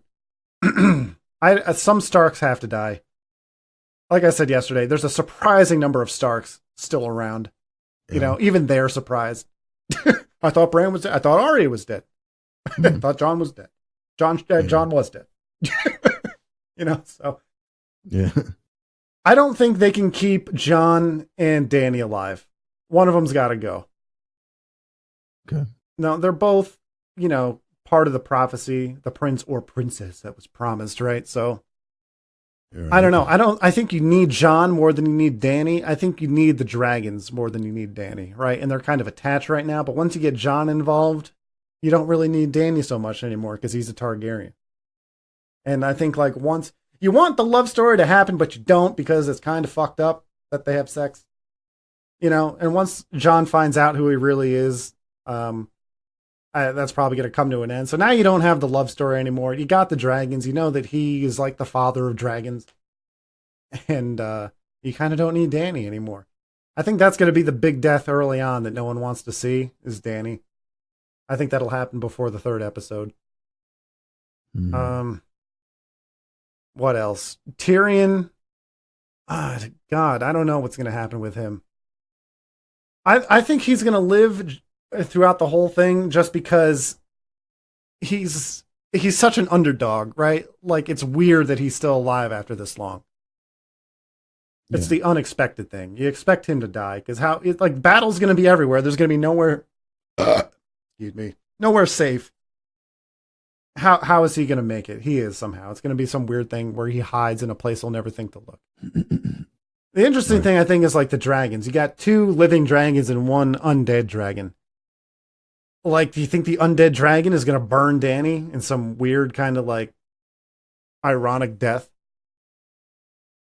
Now, there's still the whole thing with like the dragon glass and the Valyrian steel. You got a blacksmith, you got the knowledge from Sam, and you got the dragons. So there's that whole thing. I think that's definitely going to come to pass. They're going to make all the weapons they need, so that's going to be a non-issue. Because that was the thing, like, before the show started getting all fast-paced like it is now, you're like, God, there's so many parts that need to come together for them to even be able to kill the fucking undead. Like, it seemed like an impossible task, but in the span of 2 episodes, they already, just fucking went to Dragonstone, got the dragon glass, made some daggers, went to the north, captured a thing, Danny came to save them, and then they all came back, and that was like 2 episodes. So, being that there's only 6 episodes, and there's still a lot to wrap up, it's going to be pretty fast paced, I think. So I think they're going to have the weapons and everything they need pretty quickly. I think you're right about the wall or the north. The north is going to fall and everyone's going to have to push south. I think Davos is going to die. He always says he's not a fighter. Smuggling is not going to do a whole lot of good. God, who the fuck really matters? I think Arya will live. I mean, I like Arya's character in her story arc and everything. I want to see her do more assassinating. I don't know. I think Sansa's going to die. I think that's the unexpected one. Yeah, you think Sansa? I don't know how. I don't know why. But, I mean, once there's no more Winterfell, what's the point of her? There always has to be a Stark in Winterfell. Maybe she dies in Winterfell, and that's kind of like her poetic ending, right? Like, well, there's always a Stark there. She did, but... She always Stark in Winterfell. I think it would be kind of interesting, though, if, like, when they take Winterfell, they start raising up all the dead Starks, like we see Ned Stark as a zombie again. Oh, I think we're definitely going to get stuff like that.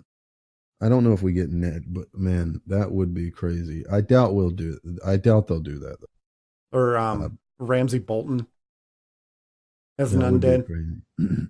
I mean, if you could bring people back to life, like anyone who wasn't burned, they can pretty much bring back in zombie form, be like, oh shit, and have like the double poetic justice, right? Like your fucking Walter Frey comes back and kills Arya. Yeah. I don't know. Here's what my theories are based around. I base most of my theories around the prophecies. Now, I know George Martin isn't a religious person, and he's even gone on record in interviews saying that prophecies sometimes aren't really actual prophetic. Sometimes people make them what they are. So it's like the Jesus thing, right? Jews believe that Jesus was not a prophet, that he rode into Jerusalem on a donkey because that's what it said in the Bible.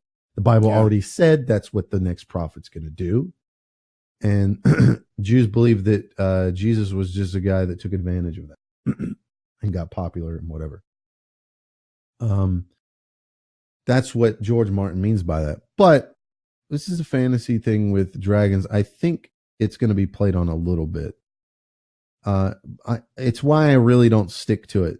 So we'll discuss the prophecy after I give my predictions. So my predictions, by the way, are that, and this is my final prediction. Jon Snow dies, Daenerys sits on the throne. I'm going to say that right there. So the opposite of what I think. Right. It's just a little too easy. The reason why I'm saying that is because it goes against the prophecy. Well, I gotta wait and see for Jon Snow, because he comes back to life for a reason, obviously. Well, the reason isn't obvious yet. Once that reason right. becomes apparent, he's fair game to die again. Up until then, I don't think he can die. Here's the thing. Everybody, listen, I'm with you. I think from a writing standpoint, it makes sense to put Jon on the throne. Why?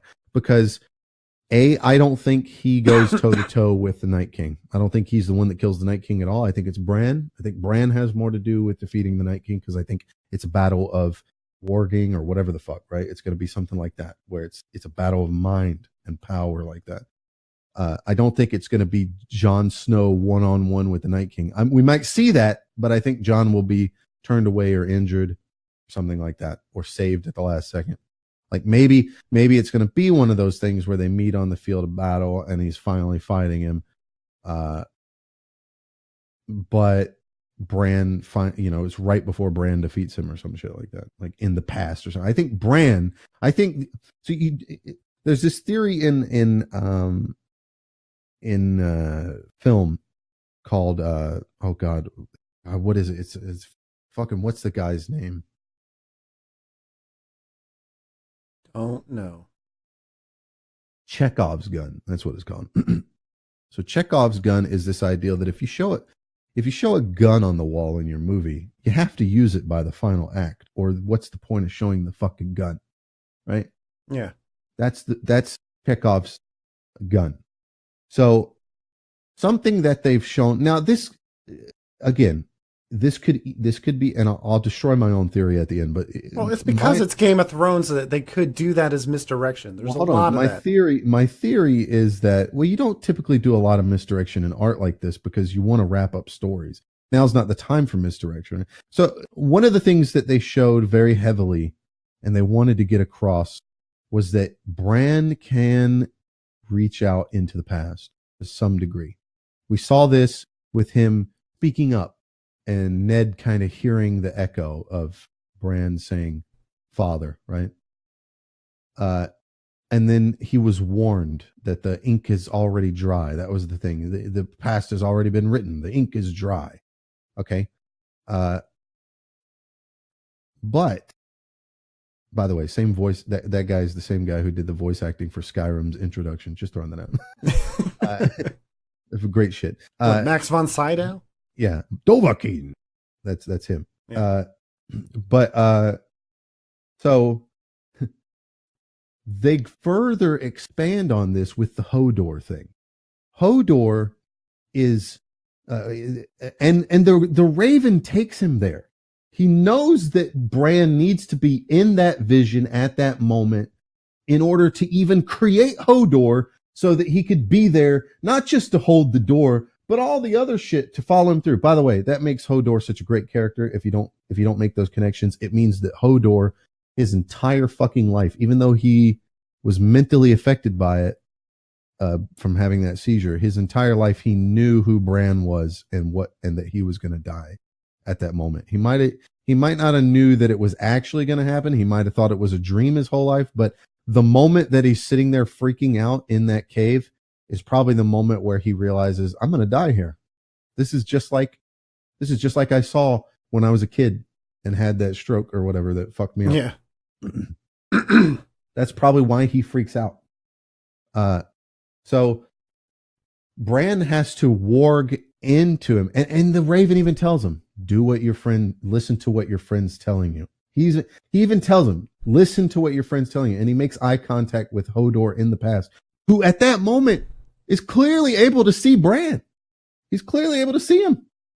And he wargs through him. And at that time, Hodor is able to see through Hodor's eyes in the future and see all this shit that's happening. And the process of that, it's like this fucking closed loop fuck up. Yeah, it scrambles his brain. The process of that scrambles his brain. And the only thing he can remember coming out of that is the thing that's repeated to him. Hold the door. Hold the door. And he just repeats it his whole life. Hold the door. Hold door. Hold door. You know, he's a little retarded because of it, whatever. Okay. So that's they're showing us. They didn't have to show us that. They didn't have to show us that. They could have had Hodor pick him, not freak out, carry them all out, get out there, and she could have looked back and said, Hodor, hold the door. Barricade the door. She could have said anything, right? Could have said anything. By the way, if she would have said close the gate, he would have been known as Colgate. She could have said anything. She could have said just hold them off, keep us safe, whatever. And Hodor is the type of person that would have sat there and held the door shut. He would have done that because that's what he does. He's always just followed direction. They didn't need to show this like how Hodor was created thing. They didn't need to do that. There's a purpose to them showing that. And it's that the past can be messed with. Hodor didn't become the way it was just randomly. Well, can it be? Because by messing with the past, it just keeps it on with it keeps it in line with what the present is, right? Well, we know in reality that the only way that you can solve a time paradox in real life is the theory that if you were to go back and mess with the past, you would spawn a new timeline that branches off about a timeline where you existed in that timeline. Well, not necessarily. The other option is that time is linear, right? Like, so if you go back it doesn't work that way. Well, if you go back and kill your grandfather, right? Let's just say we'll kill your father, right? So before he bangs your mom. You're going to go off the other theory that it would be impossible. Like everything. No, it wouldn't be impossible. But if time were linear, right?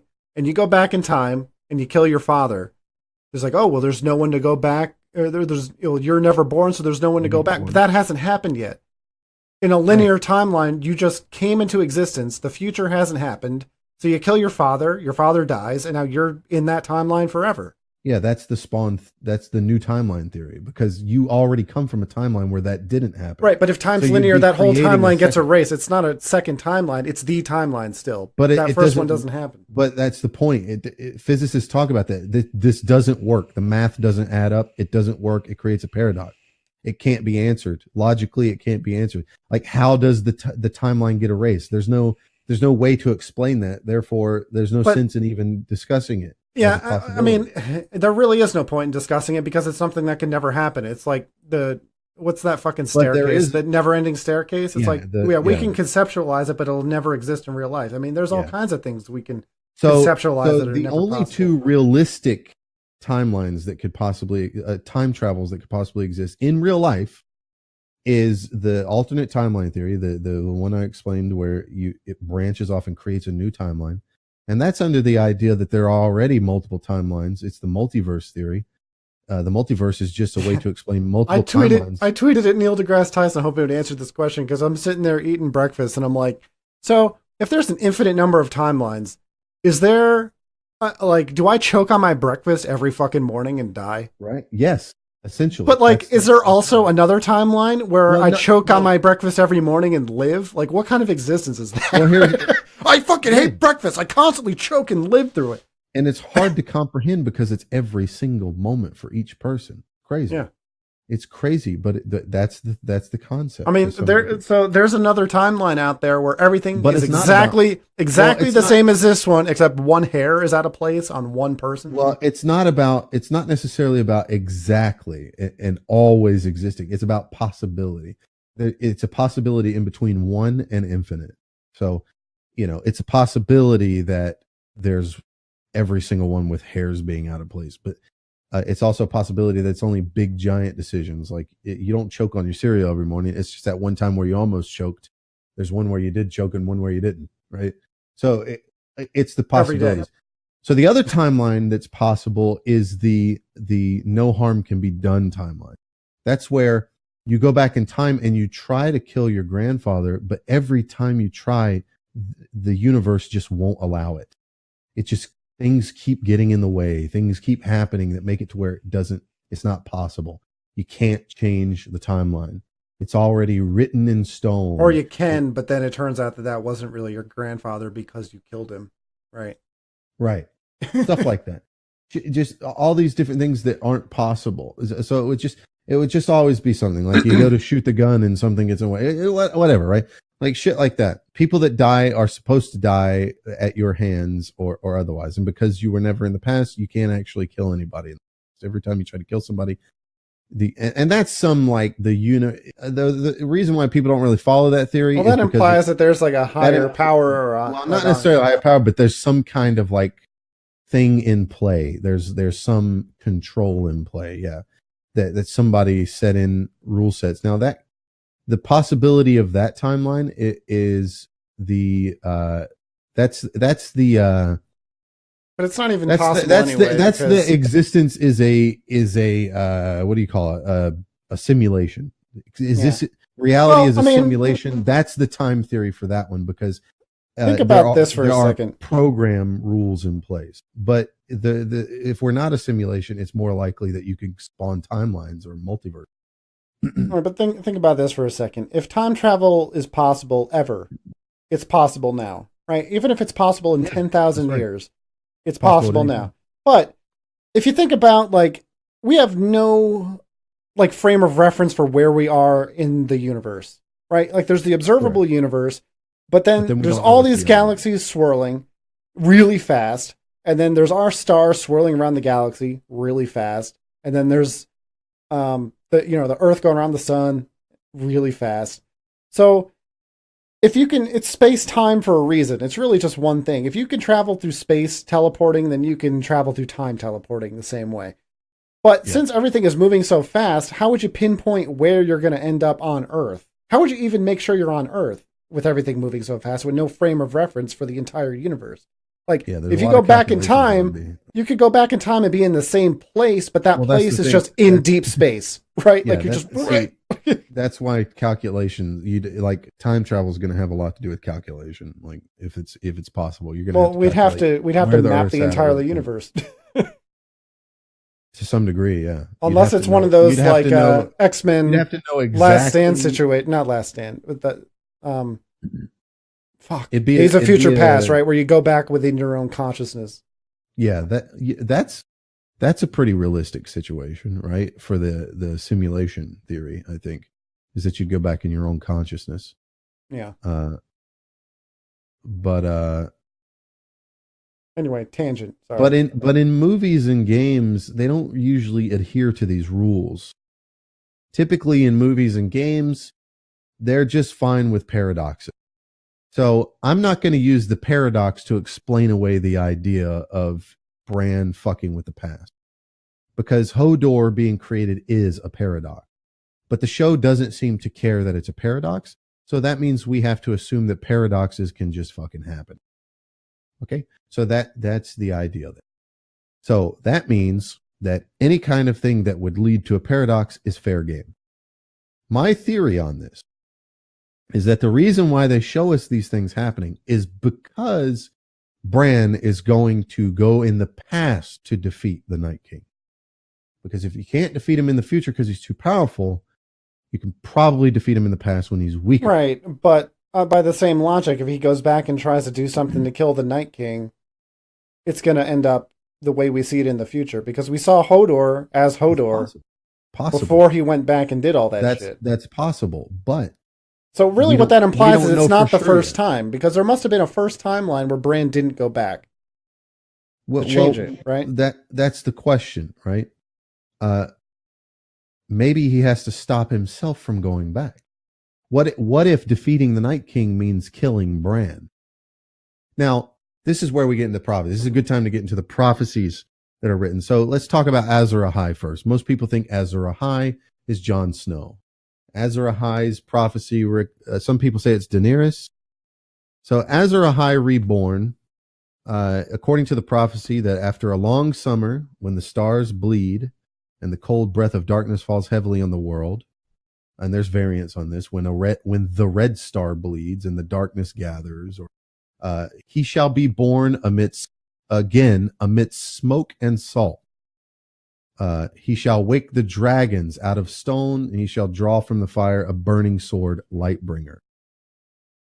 So a lot of people believe this is Daenerys because if you go back and watch the first season, there's the Red Star happening. This is why Stannis is proclaimed as Azor Ahai by Melisandre on the beach when he's burning all the old effigies of the old gods and stuff like that. There's the Red Star. At the same time, during this same season, Daenerys kills herself essentially and burns in the fire with Khal Drogo and emerges reborn essentially. And she wakes the dragons out of stone eggs.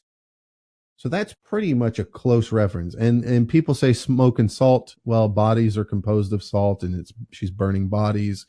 There's a lot of smoke, obviously. There's a lot of sand and there's salt there. And I believe they're on a salt flat or something like that when it happens. I don't remember, but and the cold breath of darkness, of course, is the White Walkers coming. So absolutely, Azor Ahai could be Daenerys. So, but what would she do with a sword? The burning sword. That's the question. What would she do with a sword? Well, maybe the burning sword is a metaphor. Maybe it's not an actual burning sword. So, I mean, I still don't know what the burning sword yet. He shall draw from the fire a burning sword. What does that mean? I don't know. Maybe Jon's the burning sword. I don't know. Maybe it's like super deep in that. Maybe it's an actual sword. So in order to get the burning sword, we have to look at one thing. So we know that Beric can just light his sword on fire. Okay. That's a power that he has. It's a magical ability. What we know about the original Azor Ahai and what most people point to, and the prophecy never really says this. The prophecy never necessarily says that Azor Ahai reborn will draw a burning sword the same way he did the first time. The first time Azor Ahai drew a sword was he tried to forge a sword to defeat the knight, the White Walkers and all that. And he did it multiple times and it never worked. He would plunge the sword into oil and it shattered. He would plunge the sword into the heart of a lion and that didn't work. It wasn't until he stabbed his wife named Nisa. They're from the East, whatever, weird people. And when he pulled it out, it was on fire. Okay, so he stabbed his wife in the heart. Some people believe this is Jon and he's going to stab Dany. I've always believed that if they're going to do the Nisa thing, if it's not Jon and it's Daenerys, whoever it is, I've always thought that Nisa is going to be Bran. And the idea is that Bran is going to be warging into the past and creating the Night King accidentally because of the loop concept. And that the only way to stop that is going to be to kill Bran. Cut the link. Kill Bran right there. Stab him in the heart. So we'll see. I don't know. And one of the interesting things, though, is that Bran doesn't really mean anything to Dany, but it does mean something to Jon, right? So I don't know. It's kind of rough. Well, how's the first part of the prophecy apply to Jon? Exactly. The first part of the prophecy doesn't really apply to Jon. Well, to some degree. If you look at it metaphorically, after a long summer when the stars bleed and the cold breath of darkness falls heavy on the world, I mean, you're talking about just Jon's lifetime. He's only like 20 something in the book. He starts out as 14 in the book, right? When he was born, he was definitely born against smoke and salt, with his mother giving birth and bleeding to death. And there's all these and again, it's like George Martin. Sometimes George Martin's not literal, but some people have said the prophecy could apply to two different people. It could apply if you had to write a prophecy for a book, you think it'd probably be better to write the prophecy first and then try to do what George Martin did and make things fit so that everyone else is trying to do the same thing. Now according to the prophecy, it goes a little deeper. Azor Ahai will make the world anew. Azor Ahai will triumph over darkness, will bring a summer that will never end, and death itself will bend its knee, and all those who die fighting in Azor Ahai's cause shall be reborn. That's what it says. Okay.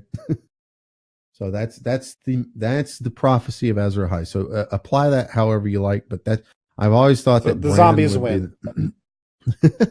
Well, they're all reborn. So let's move on to Cersei, because that's another big character I think that people care about. Cersei, I think, is going to die, and you talked about this at the hand of Jaime. I think it's poetic, and we've got into that. I'll just The only thing I'll say... But do you think they're going to do the I'll, expected poetic thing or turn the tables? And Well, I'll just go to her prophecy that she received from Maggie. Maggie the Frog was a witch, and they even show this in the show in one of the seasons. They cold open with her talking to Maggie the Frog, which means that prophecy has some kind of clout. And if you look at the past prophecies that come soon, Cersei asks her, when will I wed the prince? Maggie says, never, you will wed the king. Cersei says, I will be queen, though. Maggie says, I, queen you shall be until there comes another younger and more beautiful, cast you down and take all that you hold dear. Now, she believed this was the entire time throughout the show. She's always believed this to be the other chick, the chick from Highgarden. What's her name? Starts with Marjorie? Marjorie. She always thought this was Marjorie. That's why she always hated Marjorie. But it's actually probably more than likely Daenerys to cast you down and take all that you hold dear. Because it's Daenerys that has been, that's going to take that throne from her and shit like that, right?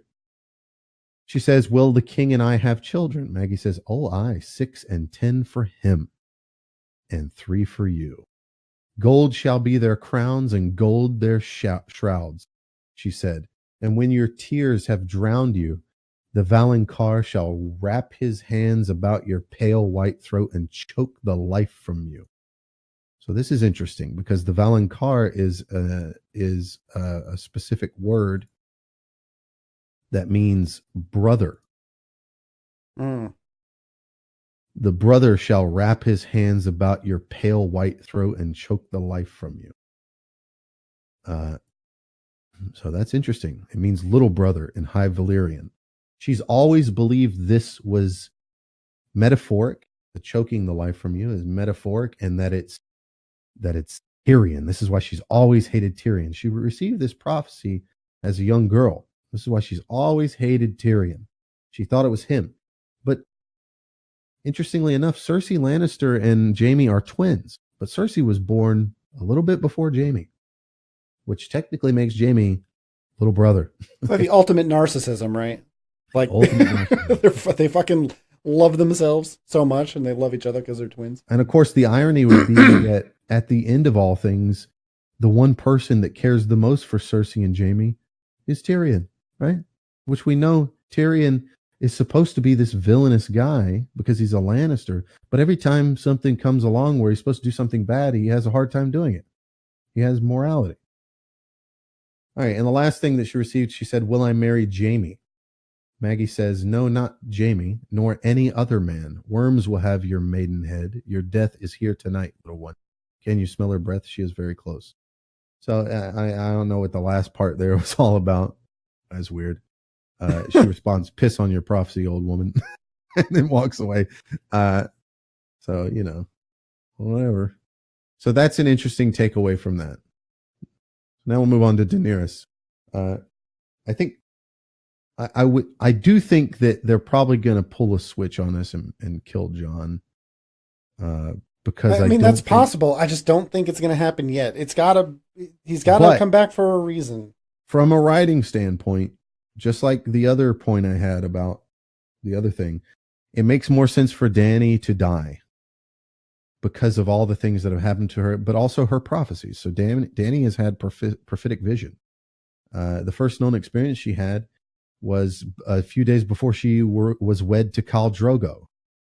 She has a dream of Viserys Targaryen hitting her, and then it turns prophetic as she witnesses the hatching of a dragon. Her thighs, in the book it says, her thighs were slick with blood. She closed her legs and whimpered, as if in answer.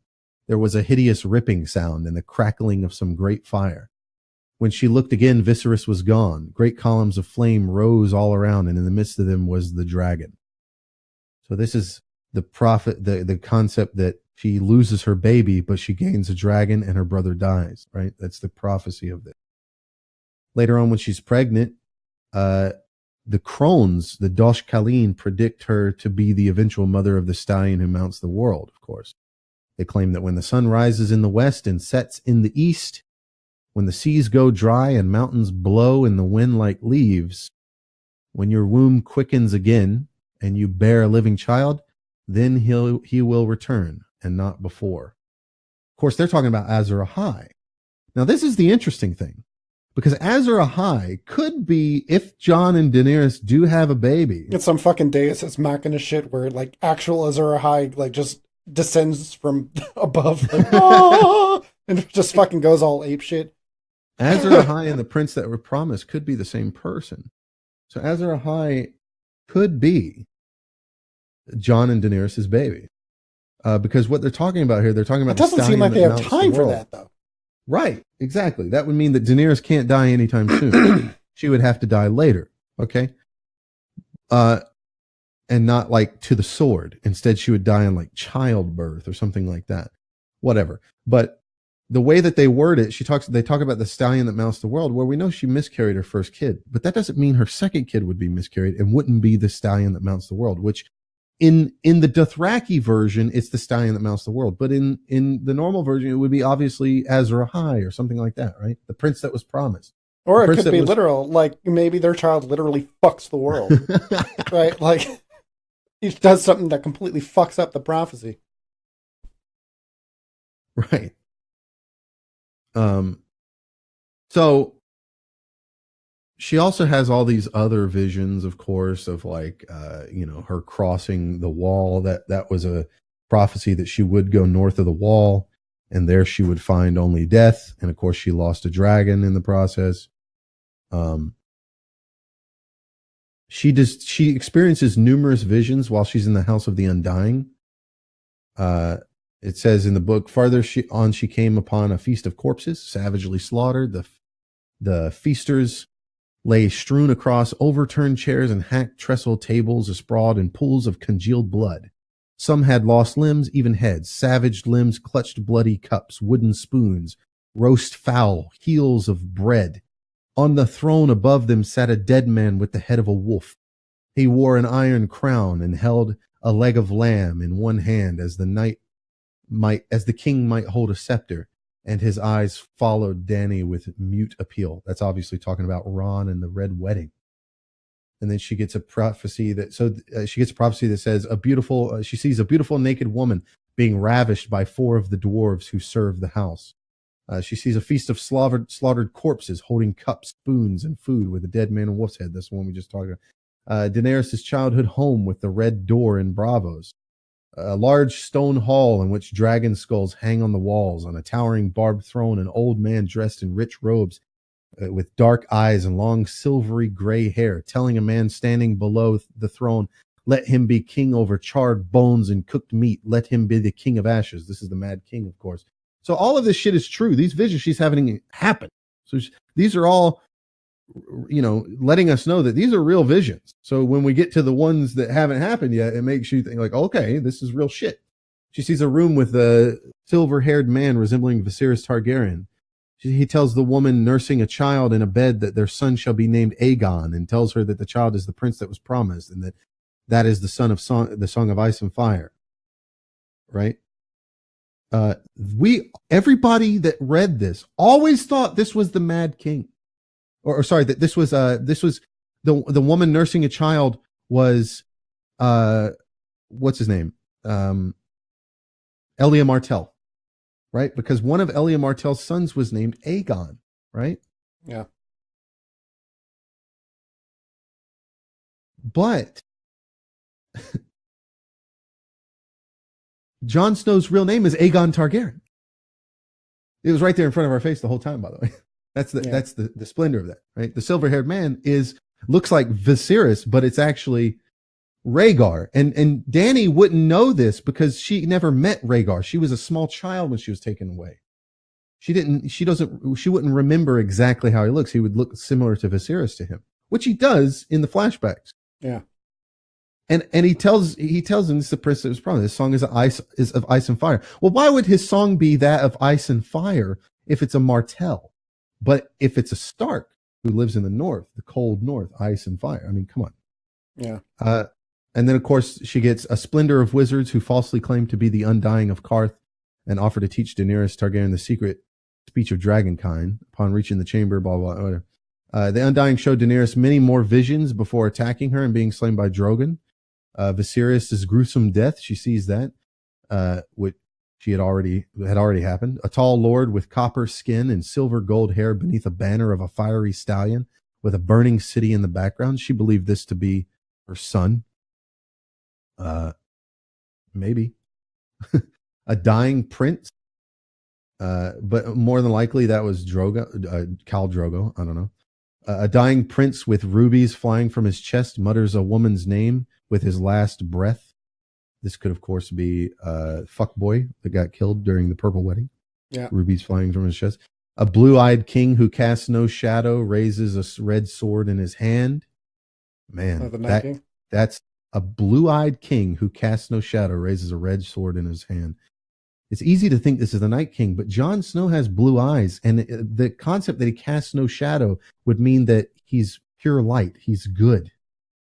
And he raises a red sword in his hand. That's Azor Ahai, man. A red sword. That's a good evidence that he's Azor Ahai, but it could be the Night King. A cloth dragon swaying on poles amidst a cheering crowd. A great stone beast takes wing from a smoking tower, breathing shadows. Daenerys' silver trotting through grass to a darkling stream under a sea of stars. A corpse standing at the prow of a ship with bright eyes and gray smiling lips. A blue flower growing from a chunk of a chink in a wall of ice, filling the air with sweetness. So, there's a lot of crazy shit, but she's also been told, like, she's going to return. And here's some of the quotes that I was talking about with George Martin. He says, prophecies can be a tricky business. Prophecies are, a double-edged sword. You have to handle them very carefully. They can add depth and interest to a book, but you don't want to be too literal or too easy.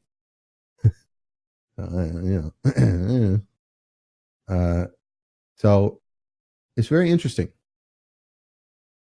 Some of the dreams and prophecies that she's had. I think she's going to die because she had that one where she walked north of the wall and she saw Drogo there, and he had their unborn son with him.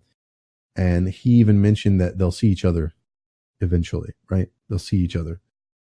That could just be some poetic shit, but why show that if you're not going to have her die, right? I think she has to die. Well, I mean, she's going to die eventually. She's not really attached to anybody on the planet.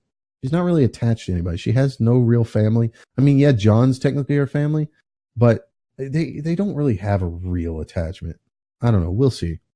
I think she might die in childbirth. They were attached for a minute there, right? I think if they do that, they'll probably have her die in childbirth because she's not a fighter. And nobody wants to see her be stabbed to death or something.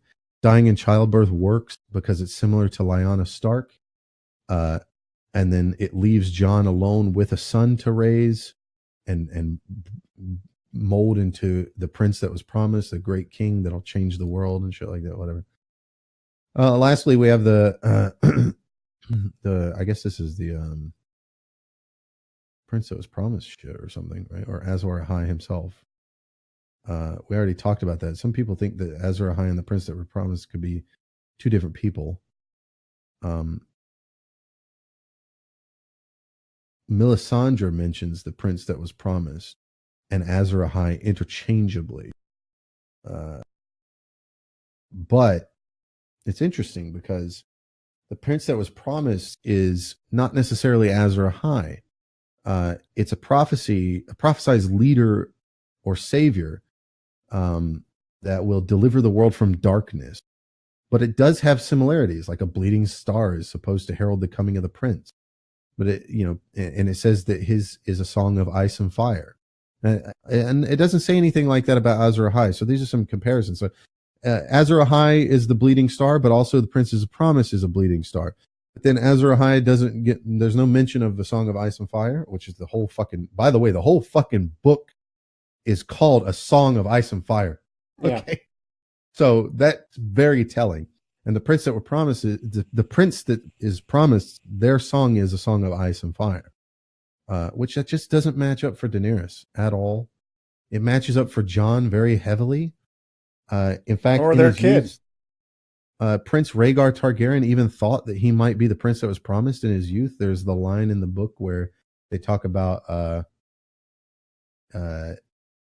he states that he goes up to one of his like some knight or something that's like a part of his house or something. And he's like, I will require sword and armor. It seems I must be a warrior, right? After having read about the prince that was promised. So he believed it to be himself. But when Elia Martell, discussing what he shall name his son Aegon, he states he is the prince that was promised, and his is a song of ice and fire. That's what people believed. But now that we know that Aegon Targaryen, see, that was because it was from the prophecy. They were talking about the son Aegon. Yeah. But everybody believed he was talking to Elia this whole time. They haven't even redacted it here on the wiki. But it's clearly Jon they're talking about. Why would he call a Martell and a Targaryen a song of ice and fire? That doesn't make any sense. The Martells come from the desert. So it's crazy. It also means that Jon has the best of both worlds. I mean, he really fits the bill. I think him sitting on the throne with a dead Daenerys is a bittersweet ending. Honestly, I think it's very bittersweet. You have everybody wants Jon and Dany to sit together, but if Dany dies in childbirth, that's pretty bittersweet, right? She dies, but hey, she got to have her baby, and Jon sits on the throne with the baby. I wouldn't take that too literally. I mean, it could be bittersweet just because the show's ending, right? Yeah. I think he was talking about the book, but similar concept, I guess. Sansa, I think Sansa survives. And everybody else is fair game. Everybody in between for me is fair game. And if they die, I won't be surprised, honestly. You think they're going to did you think they purposely kept the fan favorites alive? Like, do you think Arya's safe because she's got so many fans and shit? I think Arya's safe because somebody has to start a faceless man sect in the East. Or the West, rather. Yeah. Well, she doesn't... But she's like the exile, right? Like, she doesn't want to be part of the actual... She's the survivor. She fits the bill of the survivor. You know, that survivor character that's always surviving. That feels like her to me. She's also not the heroic character that would throw her life away. So, yeah, I think if there's one thing I could absolutely predict that I was almost 100% on, I'd say that when Cersei is being killed by Jaime, Jaime's going to lose his life in the process, probably to the mountain. Yeah, it makes sense. It depends. It depends if he goes to it's going to be kill her before or after the mountain fights the Hound. It'll be this great moment of redemption where Jaime shows himself being a great hero, where he sacrifices everything, the woman he loves, his possible child, because he still thinks she's pregnant, even though she's lying and she miscarried. Pick that up in season 7. Go back and watch it if you haven't. Like some of those episodes, just look for the scene. You probably find it on YouTube. Clearly lying to them. I think Qyburn lets it loose or something in a scene. Using that to manipulate Jaime and even Tyrion to some degree. It'll be interesting. But I got to go because I actually got to go over to my brother's house so I can watch it in 2 hours. Because we watch with them as like a video party. I hope I can watch it because I got HBO on Amazon. So if you get HBO Now or HBO Go, it shows at the same time as when it actually airs. I don't know about Amazon. Yeah, it's on Amazon. It's the same. If you have HBO as a subscription on Amazon, it's no different than owning HBO on cable. So same time? Same time, 9 o'clock, 9 p.m. 9 o'clock, wow. 9 p.m. Give me time to rewatch it. Time to rewatch. That's right. What time does it start tonight? According to the Telegraph, HBO has said, God damn, so many words just to tell me. April 15th. Episode 1 is 54 minutes. Do you really not have the time on here? I Googled it earlier. But I wouldn't give her a TV guide. You know? What time does Game of Thrones comes on? According to this, HBO says April 14th, Game of Thrones premiere date. HBO Sunday said it will premiere the final season of its fantasy series Game of Thrones on April 14th. The 8 season of the series will air at 9 p.m., according to the network. 9 p.m. All right. Well, next Sunday we get to talk about it again. We should just convert to a Game of Thrones podcast. A Game of Thrones podcast with a little bit of video game in between. All right. Fantastic. I talked to Monty, by the way, about Borderlands, so maybe we'll do some Borderlands 2 coming up when Monty gets onto that, and we'll talk about Borderlands 2 and how much it sucks. Yeah. But it's funny funny and fun with friends. Yeah, there can't be a game that has it all, right? It can't have like good gameplay, good looting, good story. It's got to have 2 out of 3. Solid, man. It was almost Metal Gear Solid, and then Konami fucked it up. Yeah, right, Angry Joe. You done fucked it up. All right, well, that's it. Thanks for listening to the Ben Shapiro Show. Yeah. There's going to be, you're going to see the old Seeker 127 name around on the artwork until let's get Ben Shapiro got my shit on together. this show. Yeah, he'll talk about it. I'll debate him, even though I agree with most of the stuff he says. He's wrong. We'll get him and Dash in the same episode. Yeah, that would be hilarious. God, that would be. I think the universe would implode at that point. Like, forget about this Hadron Collider. You're just a rat. And then comes like, that's not an argument. Here's my very reasonable put together argument. Like, yeah, but you're a rat, dirty rat. Okay, that's enough. All right. Thanks for listening, everybody. This is Electronic Gaming Mostly Podcast. I'm the artist formerly known as Seeker127. Now going with the Night Terror, because the night's dark and full of terrors, my dude. Night terrors. You can find me on Twitch, twitch.tv/TheKnightTerror, Night with K. Twitter, YouTube, Facebook, and I create content. This is one of those contents. The Night Terror. That's a metaphor. It's spelled night with a K, but it's a metaphor. It's like those night terrors. You know, when you wake up in the middle of the night sweating with cum in your pants. Night terror. Yeah. The double entendre. And you can find me at but the best part, the Gabbler, by the way, where we're making Twitch great again. Gabbler's also going to be changing his name. We're thinking MAGA Man. MAGA Man. Probably taken.